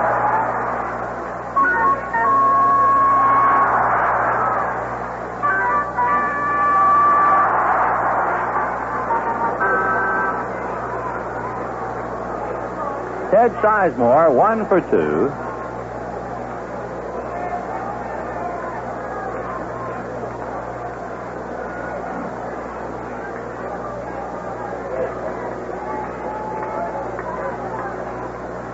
Sizemore has a quick look at Danny Ozark to see if there's a play in the works. Sudeikis off the bag at first. Koosman deals and has a line drive, base hit to center. Sudeikis will go to second and stop there. And Sizemore continues to hang out those base hits. He's 2 for 3 tonight. He has hit safely in 19 of his last 22 games. And the Mets bullpen busy again.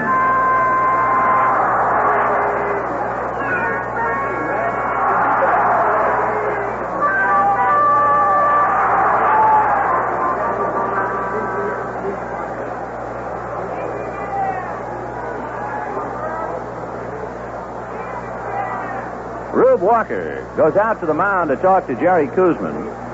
Rube, former catcher with the Dodgers. He was the second-string catcher back of Roy Campanella. And he is now the pitching coach for Gil Hodges. Rube has talked to Koosman and goes back. Cal Kuntz, for the second time, is throwing in the bullpen. And the batter with 2 on and 1 out, Jeff Torborg.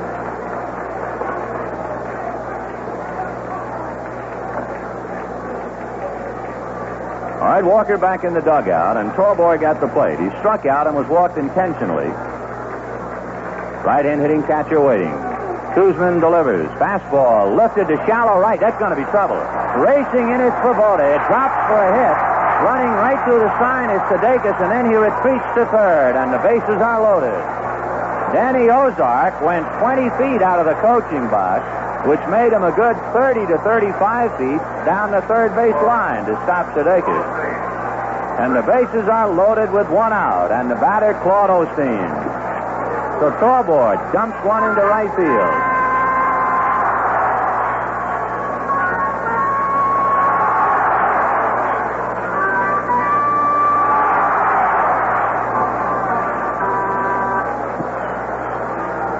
In the fourth inning with 1 out, the Dodgers had the bases loaded, and Claude Osteen hit into the inning-ending double play.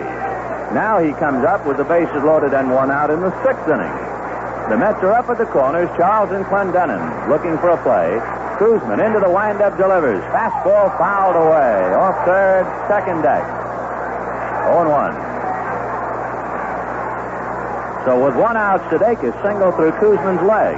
Sizemore a line single to center. Torborg a pop fly single to right to load him up. 3-0 Dodgers looking for more in the 6th.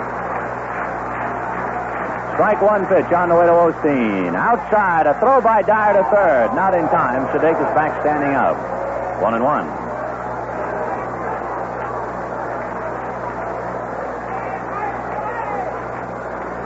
Weiss and Harrelson are back to a normal depth, but Clendenin and Charles are up. Sudeikis bluffing down the line. Charles bluffs to the bag to tie him up. The 1-1 pitch to Osteen. Fastball hit to straightaway center. That's deep and out. A.G. goes back. 2 runners tag. Sudeikis will score. Sizemore to third. It's 4-0 Dodgers. And for Osteen, he has a dozen RBIs. To Osteen. Fastball hit to straightaway center. That's deep and out. A.G. goes back. 2 runners tag. Sudeikis will score. Sizemore to third. It's 4-0 Dodgers. And for Osteen, he has a dozen RBIs.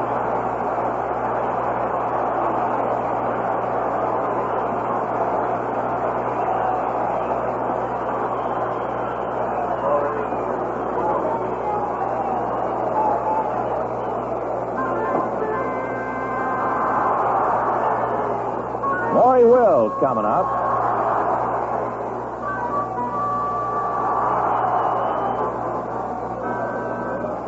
Four runs, 9 hits for the Dodgers. No runs, 3 hits, and an error for the Mets. Sizemore at third. Thorborg at first, held on by Clendenin. And here's Wills. He's 1 for 3, a bunt single. Kuzman at the belt, kicks and delivers, and it's sprayed foul right into the Mets dugout. And boy, they were one on top of the other to get out of the way of that thing. Wills almost wiped out one section of the Mets ball club. 0-1.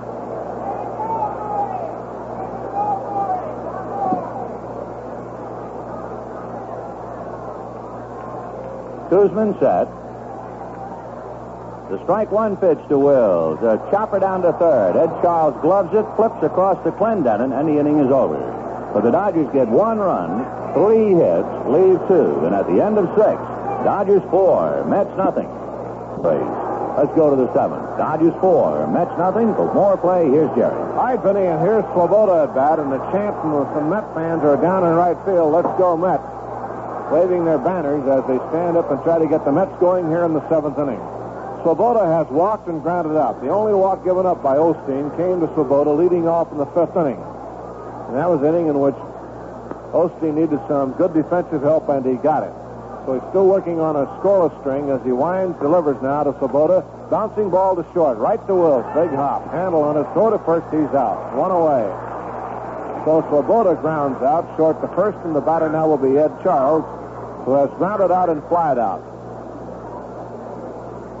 Osteen gunning for number 19.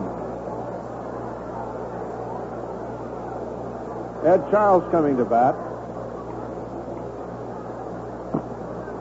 Osteen has won 17 games twice, 15 games twice. And last year he won 12. Now the pitch to Claude. By Claude, in for strike to Charles, 0-1. Osteen has already set a new personal high for victories in the season, and now he's really going for the moon. Trying to go well over 20. Now the windup and the pitch on the way. Curve is outside, 1-1. Osteen pitching tonight, trying for 19, has a 4-run lead. He's due up again on Sunday against San Diego. The final game down there. Curveball bounced to third near the line. Sudeikis over, up with his high throw, pulls Parker off, and he's safe. Sudeikis, who has a good arm, made one of his rare bad throws. He pulled Parker off. He had all day to throw Charles out, but he threw it high, and it's an error on Sudeikis. Duffy Dyer coming up now has singled and flied to right. So we'll see now how big the error turns out to be as Billy went to the line, fielded the easy hopper, and just threw high, pulled Parker off. In fact, Parker made a miraculous catch to even stop the ball. He went way in the air and had no chance to come back anywhere near the base. The Dodgers set the infield double plate up now with Dyer at bat and Weiss on deck. Here's the look in the pitch. Fastball is a strike, 0-1. It might be a big play as far as Willie Davis is concerned. If the Mets get another runner and have to hit for Kuzman, then it looks like Davis might get a chance to bat against Kuntz. Otherwise, he's going to bat against left-hander Kuzman in the 7th inning. 1 strike. Pitch on the way to Dyer. Ground ball toward Will. Up with it into second, 1 on to first base, double play. So they're all out on the 7th, 6-4-3, and the inning is over. As Osteen speeds up another ground ball. Boy, he's really good at that. Side out in the 7th. No runs, no hits, 1 error, and none left on. The score at the end of 6.5 innings. Dodgers 4 and the Mets nothing. Needless to say, baseball is the favorite spectator sport of millions of Westerners. But when it comes to a participation sport, well, it's hard to beat a feast of lean, meaty spare ribs, barbecued to perfection. And when I say spare ribs, well, I mean Farmer John spare ribs. Because Farmer John spare ribs, like Farmer John pork roasts and Farmer John pork chops, are as fresh as you can buy. Farmer John brings fresh eastern corn-fed pork out here live. Then it's U.S. inspected and dressed fresh right here in the West. Most other packers ship their pork in frozen or cold storage. So Farmer John pork is always strictly fresh. One day soon, get the coals burning red in your barbecue and put a batch of lean, luscious Farmer John spare ribs on the rotisserie. Boy, that's the day you'll discover how good spare ribs really are. And remember, whether it's spare ribs, pork, roast, or chops, always insist on Farmer John pork. Gold medal winner at the California State Fair. Well, we're going to have a new pitcher for the Mets anyway. Coming in from the bullpen will be Cal Kuntz to take over and pitch to the Dodgers here in the last half of the 7th inning. So Kuzman goes out. Jerry worked 6 innings, allowed 4 runs and 9 hits. Struck out 4, did not walk a man. The Dodgers trying to beat Kuzman for the 2nd time in this 3-game series. So Cal Kuntz comes in now to take over. We'll see if there are any other changes. Kuntz coming in with a pitcher spot due to bat second from now. Number 34. Dyer is still in behind the plate. Charles is still at third. And that apparently is the only change that Gil Hodges will make now. So Kuntz perhaps will pitch just 1 inning as we have a right-hander working again in the bullpen for New York.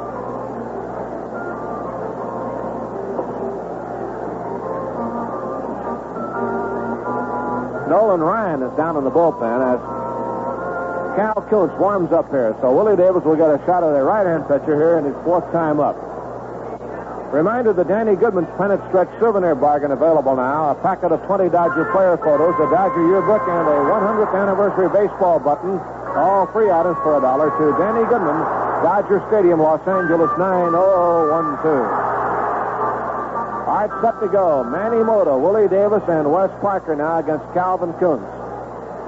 Kuntz has won 6 and has lost 3.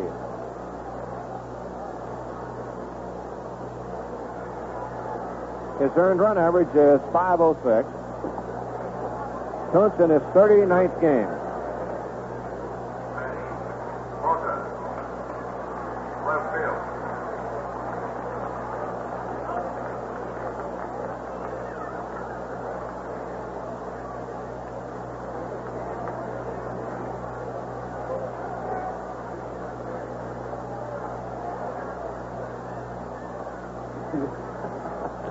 All right, here's Manny Mota at bat to face Kuntz. Willie Davis on deck. Here's the windup now, and Kuntz with a pitch to Manny is in for a strike, 0-1. Manny Mota, Willie Davis, Wes Parker. Willie is 0 for 3 tonight. He has grounded out, struck out, and grounded into a forced play. 30-game hitting streak will be on the line again in a moment. Here's the pitch to Mota. Curveball hit to third. Charles right there. Here's his throw across in time, and Mota is out, and here comes Willie, and this will probably be his last shot at it.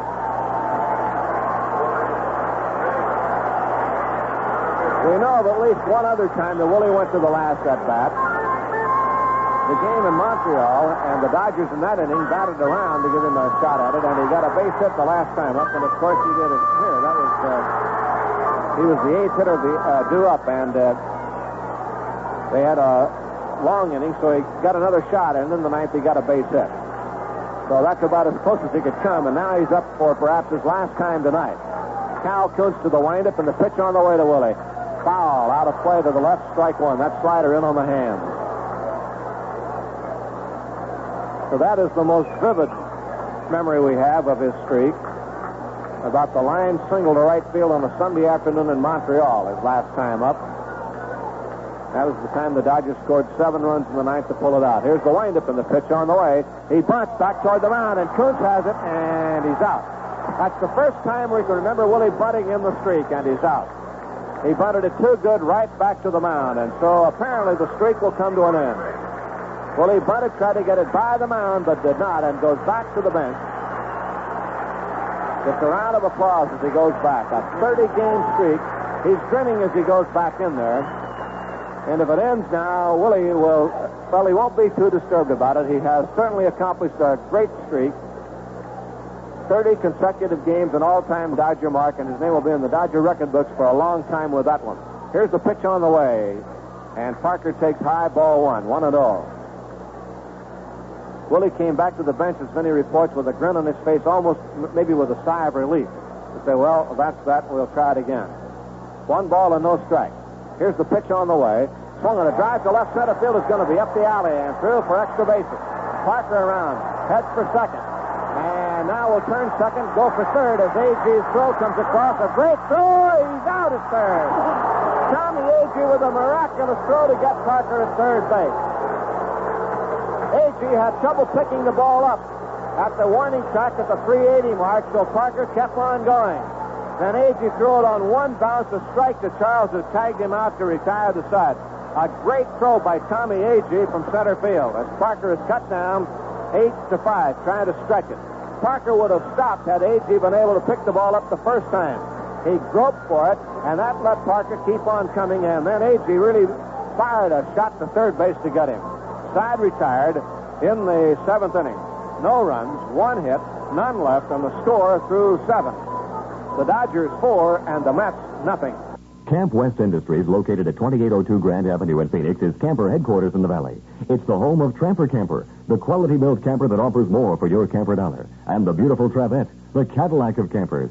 Camp West features many accessories for your camper. In fact, everything that goes in, on, or around a camper. If the call of the desert, a rushing stream, tall pines, and the outdoors is your pleasure, a camper is the answer. Build your own. Camp West Industries has everything you need to do just that. But whether you're a do-it-yourselfer or prefer the ready-made type for quality campers and camper accessories, the place to see is Camp West at 2802 Grand Avenue. Easy to get to, just north of Thomas Road and a block west of Black Canyon Freeway on Grand Avenue. Camp West is open 6 days a week, Monday through Friday till 9, Saturday till 5. So before you buy your camper, see Camp West, your volume camper dealer. For quality, price, and service, that's Camp West Industries, 2802 Grand Avenue in Phoenix.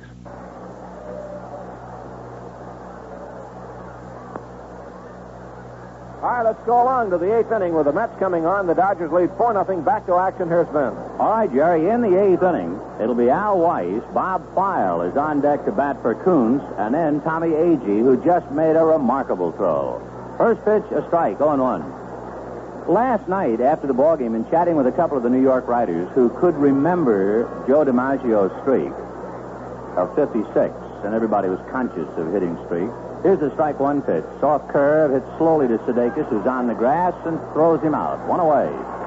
Al Campanis, vice president of the Dodgers, said that he remembered that almost midway in Joe's streak, it might even have been around the 30 mark, 31, 32, somewhere, that DiMaggio was hitless going into the bottom of the 8th inning, and the Yankees led by 4 runs. And in the bottom of the 8th, DiMaggio was to be the 4th batter. The first man made out. The next man was Red Ralph, and Red Ralph drew a walk. That brought up Tommy Henrich with 1 out and Ralph at first, and DiMaggio in the on-deck circle. File fouls a pitch away. And what Henrich did was bunt. He sacrificed to stay out of the double play. That gave DiMaggio the at-bat, and he doubled into the left field corner and went on to hit safely in 56 straight. Strike 1 pitch to File. He chased it and missed it. Bobby going across the plate to have a swipe at that thing. 0-2. Osteen giving him a screwball as he turned over the change.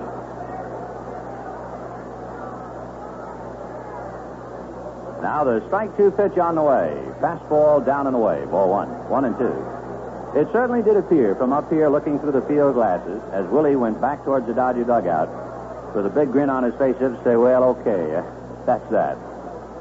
And I'm sure he's delighted it's over. The 1-2 pitch check swing, and it's low, ball 2. 2-2.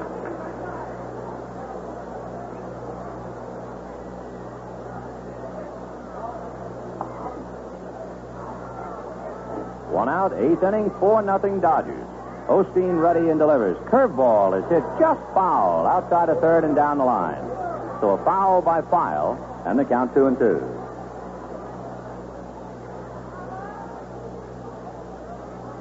Tomorrow night, the Dodgers will be in San Diego against the Padres. And Bill Singer will open it up against left-hander Dick Kelly. Jim Bunning figures to go against Joe Necro Friday night. Don Sutton against Clay Kirby Saturday night. Claude Osteen and Al Santorini Sunday afternoon. Here's one, Luke towards center and beyond Will's reach, but run down by Sizemore. Ted goes out to get it. So File, a bloop single. And here is Tommy Agee, who has made one of the really fine throws of the year tonight when he threw out Parker.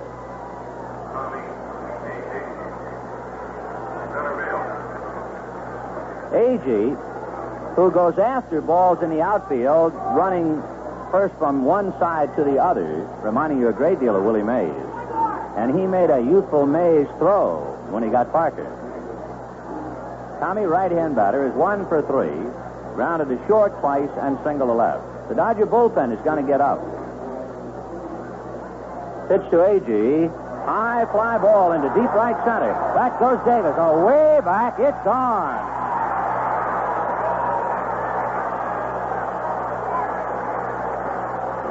So Tommy Agee not only throwing like Mays, but hitting like Willie as he stuffs one into the right center field bleachers for Tommy Agee, his 24th home run. That cuts the Dodger lead in half. It makes it Dodgers 4, Mets 2.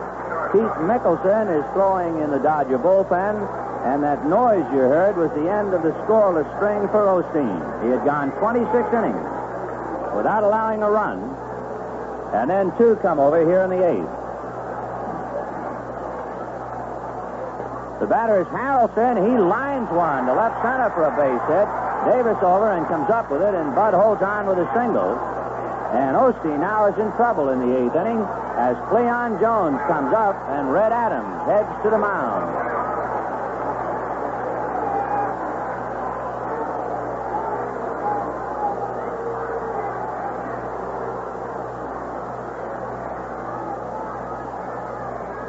Red Adams going out to the mound to talk to Claude. One thing, I don't know whether Osteen got in all of his running. In other words, when he hurt himself in his last start, I don't know whether he kept running in the outfield until tonight. And you'd be surprised if a pitcher does not run in between starts. He'll get wobbly. So if Osteen is getting a little rubber-legged out there, Adams wanted to find out. Claude, however, apparently gave the right answer. So Osteen, with 1 out, gave up just a bloop single by File, but then a long home run by Agee and a line single by Harrelson. Mickelson in the pen and Cleon Jones at the plate. Cleon is 0 for 3, and he came into the game hitting .351. On deck, Don Clendenin. So this thing is still wiggling in the 8th inning.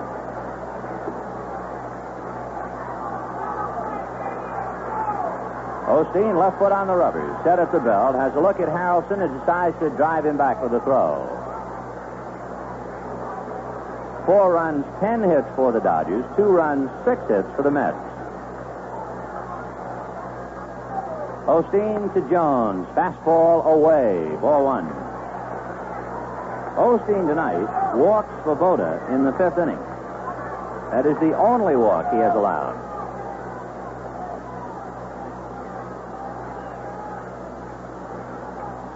Jones waiting.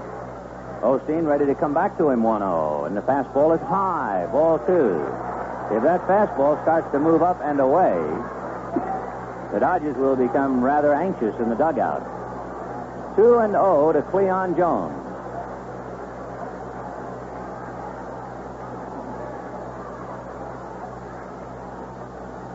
Harrelson, short lead. Osteen ready, and the 2-0 pitch to Jones. Curve ball over. 2-1. So it so often happens, a pitcher having trouble with the fastball, it's running all over the place, but he can come right back with a curve for a strike. 2-1.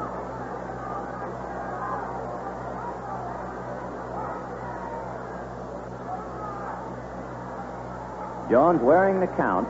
The 2-1 pitch. Fastball hit down to Sizemore. He steps on the bag, close to first, not in time. And Jones, I believe, went after a bad ball. I think he went after ball 3. And Cleon, with his head down, a little disgusted as he walks back towards first base. That fastball just ran away from Cleon, and he actually went across the plate, and even then hit it just off the end of the bat. So Jones, a little disgusted with himself as he hits into a force play, going after what might have been ball 3, and that would have put Osteen on the ropes. Here is Clendenin. And, of course, with one swing of the bat, he can get you even in this spot. Clendenin has singled, struck out, hit back to the box. And he'll be going for the downs right now. Osteen at the belt. The pitch to Clendenin. Curveball. A drive to deep right field. Back goes Costco. This one is gone.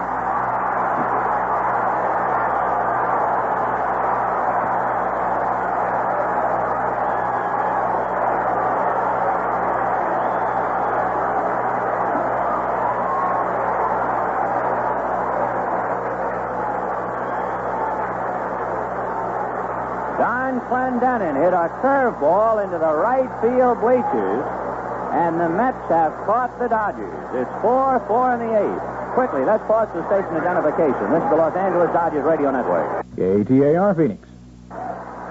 Ron Swoboda hits the ball to Osteen, who throws him out, and Walter Olson was on the field. He was heading to take Osteen out when Swoboda hit the first pitch back to the box. So a 1-3 play ends the 8th inning, but 2 home runs, each with a man aboard, give the Mets 4 in the 8th to get even. And at the end of 7 1/2, Mets 4, Dodgers 4. 4 runs, 10 hits, and 1 error. The Mets, 4 runs, 7 hits, and 1 error. Jerry Koosman is off the hook. He was down 4-0. He has nothing to do with it. Neither does Cal Kuntz. Claude Osteen was within 1 pitch of coming out of the game. That was rather strange. Walter Olson had come out of the dugout. He was just, I'd say halfway across the warning track. Osteen, intent on his batter, didn't see the manager and made the pitch. And Swoboda hit the first pitch back to Osteen. Otherwise, Olson was going to take him out. Red Adams had already been to the mound in the inning. Andy Costco. So here's Andy Costco. So that's as close as you will ever see a pitcher avoid being taken out.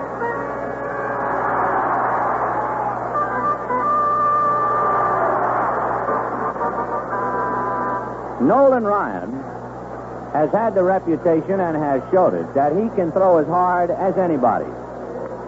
This year he has worked 63 innings. He has 63 strikeouts. He can really hurry that ball up to the plate. He's a big right-hander. He's had a military obligation to fulfill, so he should be a little rusty. He pitched batting practice last night, and now he's in a tough one, all even at 4-4, and Costco at the plate. Nolan's fastball, a strike. Nolan Ryan. His first name is Lynn Nolan. He's from Refugio, Texas. Makes his home in Alvin, Texas. Strike 1 pitch. Fastball, fouled right down on Costco's foot, and that sends him on his knees in pain, and the count 0-2. Costco kneeling on his right knees, not quite ready yet. Nolan Ryan, last year, struck out 14 Reds in one game, and he fanned 10 or more 4 times. But he has had trouble with a blister ailment. He gets such a tremendous spin on the ball, the rotation as it comes off the fingers usually begins to wear out the skin, and he has to leave with blisters. Then last year, to add to his misery, he had some elbow trouble. He can really throw when he's sound. Nolan Ryan, he's 6'2", 195-pounder. 22. The strike 2 pitch. Fastball low. Ball 1. In his rookie year, he struck out 115 batters in 78 innings. And then his next year seems impossible. Here's the 1-2 pitch on the way. Low and inside, ball 2. In his second year in pro ball, in 205 innings, this big right-hander struck out 313.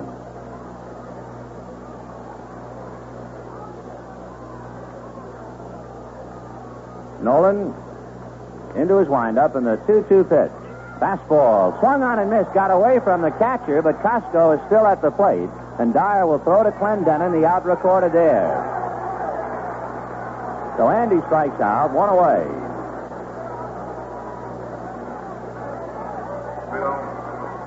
Bill Sudeikis coming up. When the Mets hit in the 9th inning, the pitcher's spot is due up 4th. So they have Don Cardwell throwing in the bullpen.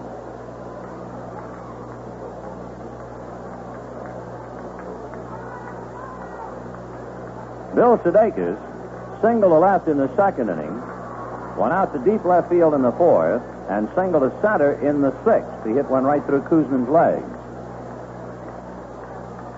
Sudeikis also made a big defensive play with the cooperation of Will. And now he's up there in the 8th. Score even 4-4. Fastball low. It almost took Dyer's glove off his hand. Ball 1 as it went behind the plate. Nolan Ryan. They call him Texas Rangers. There are about 5 youngsters on the Mets club, all signed by Red Murph, the former big league pitcher, down in the Texas area. Pitch low, ball 2, 2-0. Ryan is one of them.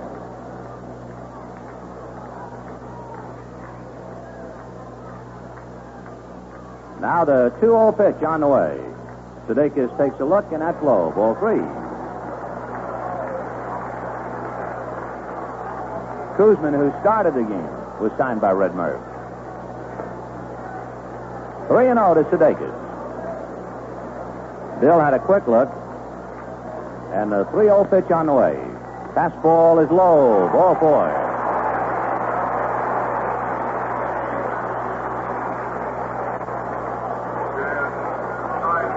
That's the first real walk the Dodgers received tonight. Jeff Torborg walked in the 4th inning, but that was intentionally granted.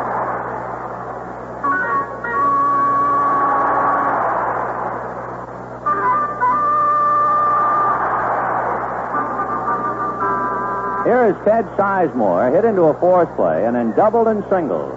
He has been blazing hot with the bat, and he's up there now with a runner at first, 1 out in the 8th, a 4-4 tie, and Jeff Torborg on deck. Whether Torborg hits against the right-hander remains to be seen. Ryan at the belt.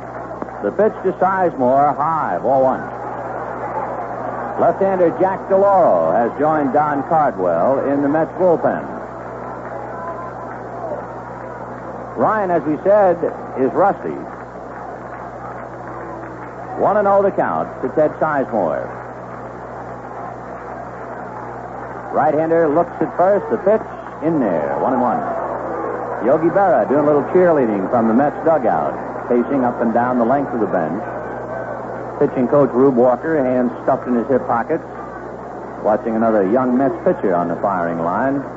1-1 to Ted Sizemore. Ryan delivers. Ted looks, and it's low. Ball 2. 2-1. 26,625 looking on tonight. Dodgers kept pecking away to build up a 4-0 lead on 2 big swings. The Mets got even. 2-run home run by A.G. and the same by Clendenin. 2-1 pitch to Sizemore, low, ball 3. So now the Mets in the dugout begin to twist and turn a little, and Dyer walks the ball halfway out to the mound. Sizemore has a look at Danny Ozark, so does base runner Sudeikis. We'll see whether the Dodgers might have a run and hit play in the works, a 3-ball count on Sizemore.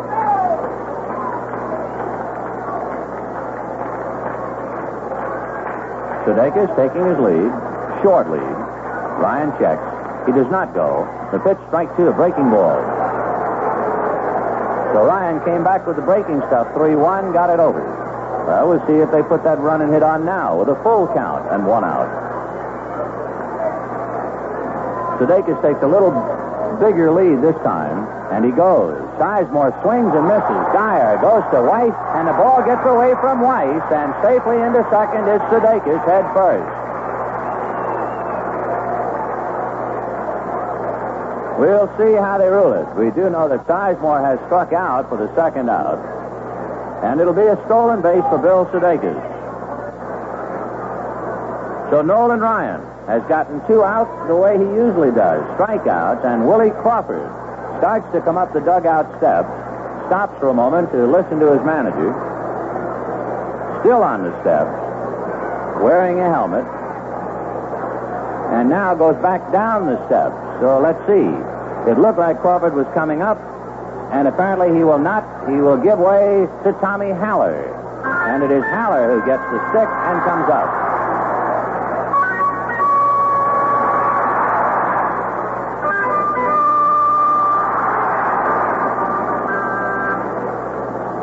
Tom Haller will bat for Jeff Torborg with 2 out in the 8th inning, a 4-4 tie. Batting for Torborg, number 50, Tom Haller.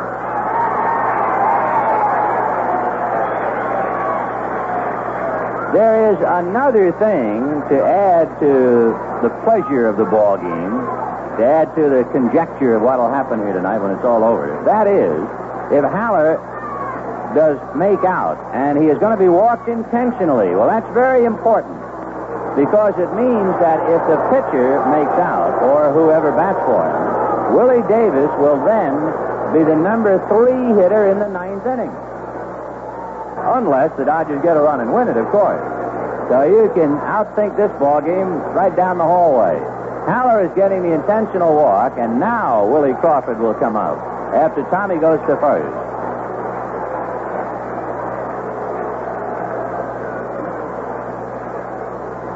So Tommy Haller getting the intentional walk, and it's up to Willie Crawford now.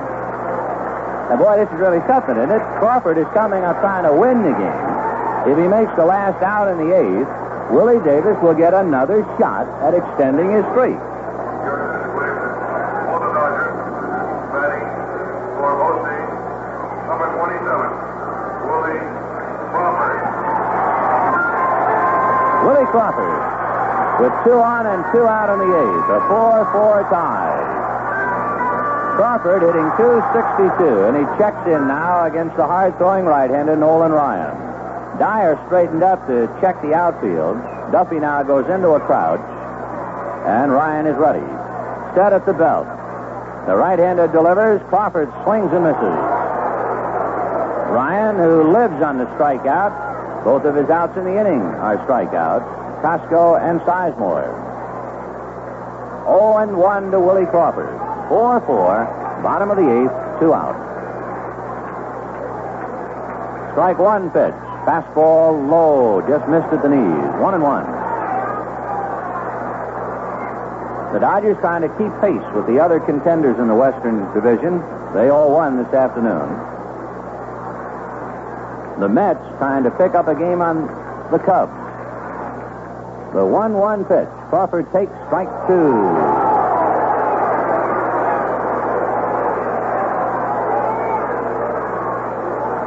Nolan Ryan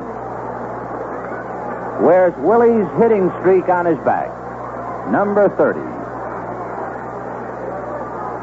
Crawford waiting. Ryan at the belt. The 1-2 pitch to Crawford. Inside. A nice save by Dyer. And it's no easy chore to sit behind the plate and handle the hard stuff dished out by Ryan. 2-2.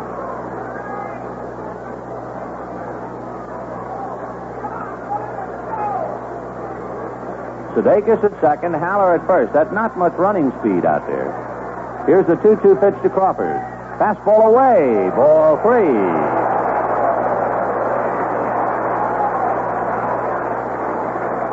Well, the Dodgers get a very big edge. Neither Sudeikis nor Haller can be considered a fast runner, but they get the edge in that they can be going on the pitch. Gil Hodges off the bench now. Moves along a little. Big pitch. Ryan is set. Crawford is waiting. The runners go. The pitch is a ground ball slowly to third. Charles has it. Throws. Gets him. So Crawford fails to deliver. And what it means now is Willie Davis will get one more shot in the bottom of the ninth. In the eighth inning, no runs, no hits. 2 left. And at the end of 8, Dodgers 4, Mets 4. A lot of people seem to think that a beer that's easy to take is hard to come by. Not so. No, sir. A beer that's easy to take is easy to get. All you have to do is say Bergie. B-U-R-G-I-E. Bergie. A very comfortable kind of nickname for a very comfortable kind of beer. And do you know where Burgermeister got that nickname? Well, from the people who bought it, tasted it, and liked it years ago. Bergie got its nickname naturally from all the people who tried it and liked it because it was easy to take. There was no big deal about it, no big advertising campaign or publicity stories or anything. People just liked Bergie, so they called it Bergie. And the Bergie they liked then is the Bergie they like now. The same kind of beer, comfortable, brewed with soft water, so every cold, wet, good-tasting glass of Bergie refreshes and keeps right on refreshing. That's why we keep telling you about it, so that if you still think a beer that's easy to take is hard to get, you'll get Bergie and find out about the comfortable beer, Bergie. Before we go to the ninth inning in a 4-4 tie, 4 runs, 10 hits, an error for the Dodgers, 4 runs, 7 hits, an error for the Mets. Got a little time, let's spend it with Jerry. Tickets on sale now for all games the rest of the season. Box and reserve. Take a tip for the games down the red-hot stretch. Do your ticket shopping early. Games with the Giants, September 26th and 27th and 28th. Games with the Reds on the 15th and 16th, including a Twilight Night double bill on the 16th. Games with Atlanta on the 17th and 18th. They're all moving briskly, and the smart fans are lining up their tickets right now. Shop at any Dodger ticket office. Shop throughout Ticketron, the electronic ticket salesman, or shop by mail to Dodgers, Box 100, Los Angeles 90051.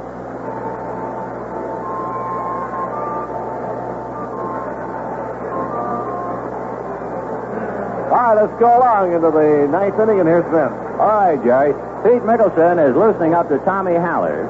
Haller batted for Torborg, stays in the number 8 spot, and Pete Mickelson bats 9. The Mets will make a change or 2 of their own now. Ken Boswell, an infielder, will bat for Ed Charles. Boswell.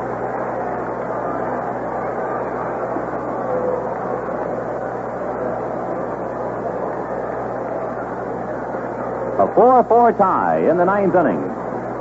And Pete Mickelson picking up for Claude Osteen, who went 8 innings, allowed 4 runs and 7 hits. Boswell pokes one over the mound to Will's left. Morey one hand, throws and gets him. 1 away. That'll bring up Duffy Dyer, the right-hand hitting catcher. Dyer has flied to right, single to left, and grounded into double play. Osteen gave up 2 home runs in the 8th inning, but what you must do in this case is salute Major League hitters, Tommy Agee and Don Clendenin. Osteen kept the ball away from both of them, so all Agee did was drive it into the right center field bleachers, and Clendenin hit it into the right field bleachers. Dyer swings and misses, 0-1. Boy, that's why it's a big league. 0-1 to Duffy Dyer. Al Weiss on deck. Strike 1 pitch. Palm ball over. 1-1. Mickelson does not like to throw that palm ball too often to the big hitters. Pete says most of his home runs allowed this year have been hit on the palm ball. He has given up 8. Strike 2 pitch. Palm ball fouled away. Dyer has 3 home runs.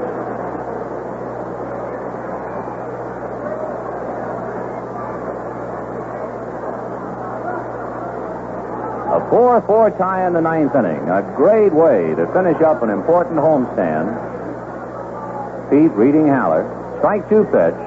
Breaking ball inside, ball 1. 1-2. Dodgers go to San Diego for 4. then to Atlanta and Houston. And boy, when they come home. The 1-2 is full foul down the left field line in the lower deck. When the Dodgers bat in the bottom of the ninth, they have Maury Wills, Manny Mota, and a hitless Willie Davis. Here's the 1-2 pitch to Dyer. Sinker grounded to third. Good hop over the left shoulder of Sudeikis. And that's the second one of those tonight. The Dodger infield on the left side starting to get a little gun shy. And Sudeikis angrily picks at the dirt.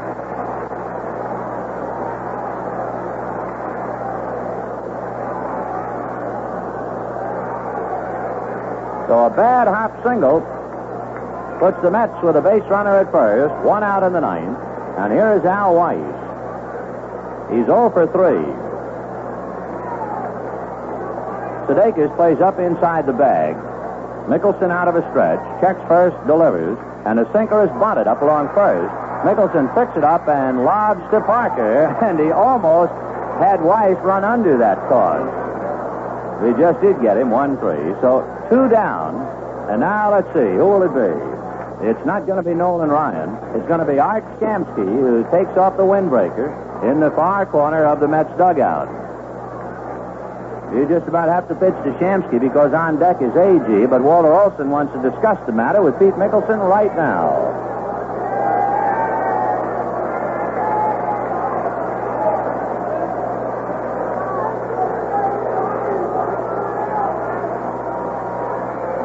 So Art Shamsky comes out of the Mets dugout. He's hitting .300 this year. Shamsky with 11 home runs, 36 runs batted in. So Olson talking to Mickelson and Haller. First base open, so they have a place to put Shamsky if they want to fool around with A.G. A.G. is 2 for 4, and A.G. drew blanks last night after having 3 singles and a home run in the first game. So in the series, the on-deck batter, Tommy A.G., has 2 home runs and 4 singles. So Art Shamsky will be the batter. Wills now comes in to talk to Mickelson after Alston and Haller have left the mound. Great game. 4-4 in the ninth. 2 out. Dyer at second base. Mickelson delivers. Outside. Ball 1. Perhaps, and only perhaps, it might be a case of don't give him anything too good to hit. If he fishes, fine. If not, put him aboard. We'll see. 1-0 to Shamsky. Wills bird-dogging Dyer a little. The 1-0 pitch, sinker, and a high fly ball into shallow center. Wills, Sizemore, and Davis. It is Willie.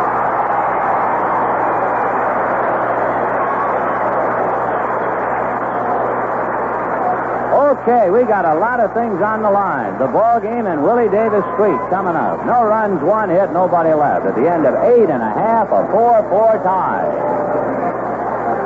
Well, friends, in his own way, Farmer John's a lot like a good switch hitter. Batting on the meat department side of your market, he's sure to make a hit with his Farmer John ham, bacon, sausage, and fresh pork. And when he moves over to the delicatessen side, he's just as much at home. There you'll find Farmer John's plump, juicy all-meat wieners. And it's fresher than fresh Farmer John luncheon meats. Farmer John luncheon meats are the finest you can buy. Made with fresh eastern corn-fed pork and fresh, lean, juicy, homegrown beef. And Farmer John uses only natural herbs and spices. Never any artificial flavorings or seasonings. There's a wide variety of Farmer John luncheon meats, including Farmer John all-meat bologna, Farmer John sliced cooked ham, liverwurst, salami, and more. All your favorites and all strictly fresh. And all gold medal winners at the California State Fair. So look for Farmer John luncheon meats in the delicatessen section of your market. And if you don't see them, don't be shy. Ask for them all together. Farmer John. As we go to the bottom of the ninth inning, Jack DeLauro, the left-hander, comes out of the Mets bullpen. The Mets using Boswell and Lyle as pinch hitters, and finally Shamsky. So the Mets defensively, Don Clendenin at first base, Ken Boswell, who hit for L. Charles, at second base. The shortstop is Bud Harrelson, and the third baseman is Al Weiss, who started the game at second, and he just moved over to Charles. The outfield remains the same. Cleon Jones, Tommy Agee, and Ron Swoboda. Against left-handed DeLauro, and he is the fourth Mets pitcher. The Dodgers will have Wills, Mota, Davis. Wills is 1 for 4. Maury had a bunt single against Jerry Koosman in the third inning.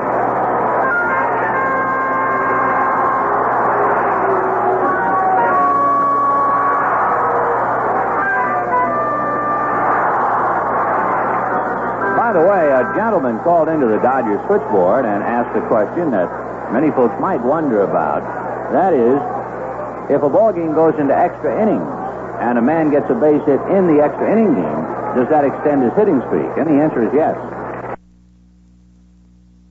Really just around the corner. Here's the 1-1 pitch to Wills. Fastball, hit to the hole, base hit to left field. Maury rounds first and holds on.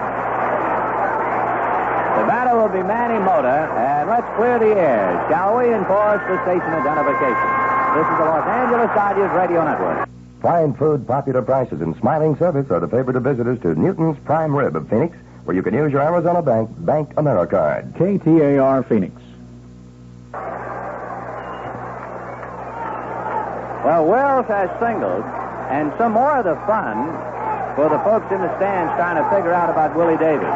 If Mota sacrifices Wills to second, would they pitch to Willie? Left-hand pitcher on the mound, he's the left-hand batter. Yeah, we got a lot going. Here's Mota with Wills at first and nobody out. DeLauro at the belt, checks Wills, now comes to the plate, and there's the bunt. Down to get it, DeLauro. The play is to first base, the sacrifice works, and now we are faced with that situation. Do you walk Willie Davis? He's getting an ovation. The one thing in his favor, oddly enough, is there is a left-hand pitcher on the mound. If there was a right-hand pitcher, the odds figure for sure they would walk him intentionally. But what will they do with a left-hander? I'll tell you one thing, if they walk him, you're going to hear a few boos. Harrelson comes in to talk to DeLauro, and we'll see. Will they walk Davis intentionally? Will he be deprived of getting one last swing at that consecutive hitting streak? Harrelson talks to DeLauro. The shortstop goes back to his post. Duffy Dyer is standing up behind the plate.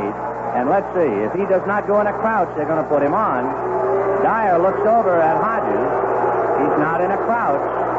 And now he goes in a crouch. They'll pitch to him. Dyer kept looking at Hodges and finally settles in the crouch, and Davis has one last fling. Or is it the last fling? Bottom of the ninth, 4-4. DeLauro looks at Wills. The left-hander at the belt. The pitch to Willie. Soft curve is a base hit to left. Here comes Wills. He will score!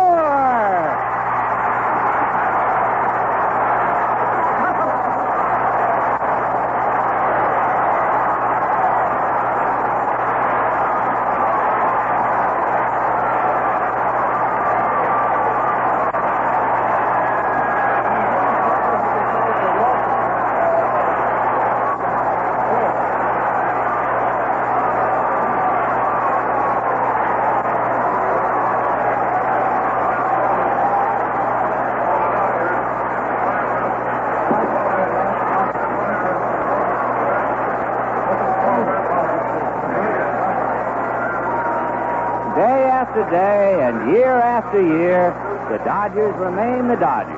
And through all the lightning bolts, the thunder, the heartbreak, the laughs, and the thrills, it's comforting to know in this wacky world that the Dodgers are still the Dodgers. Incredibly enough, Willie Davis, on one last shot, when the question was in doubt if he would be even allowed to swing the bat, gets a ninth-inning, game-winning base hit to extend his hitting streak to 31. And as Alice said, things get curiouser and curiouser. What a finish. The Dodgers 5 runs, 12 hits, and 1 error. The Mets 4 runs, 8 hits, and 1 error. And there is not a writer in Hollywood who would dare to write a script for a story that unfolded at Dodger Stadium tonight. And 26,625 go home talking about a dandy. The Mets, crushed after coming from behind. The Dodgers win. They will go to San Diego. And tomorrow night on KFI and the Dodger Radio Network and on Channel 11 KTTV in the Los Angeles area, we'll find out more about the adventures, the wild and woolly adventures of the Dodgers, and in particular, a fella by the name of Willie Davis. Hey, Willie's going to be on the post-game show, so stay right with us. And warm-up tomorrow will be at 7:40. Once again, the final score, the Dodgers 5, the Mets 4. And now this is Vin Scully, along with Jerry Doggett, inviting you to stay tuned to the post-game show coming right up.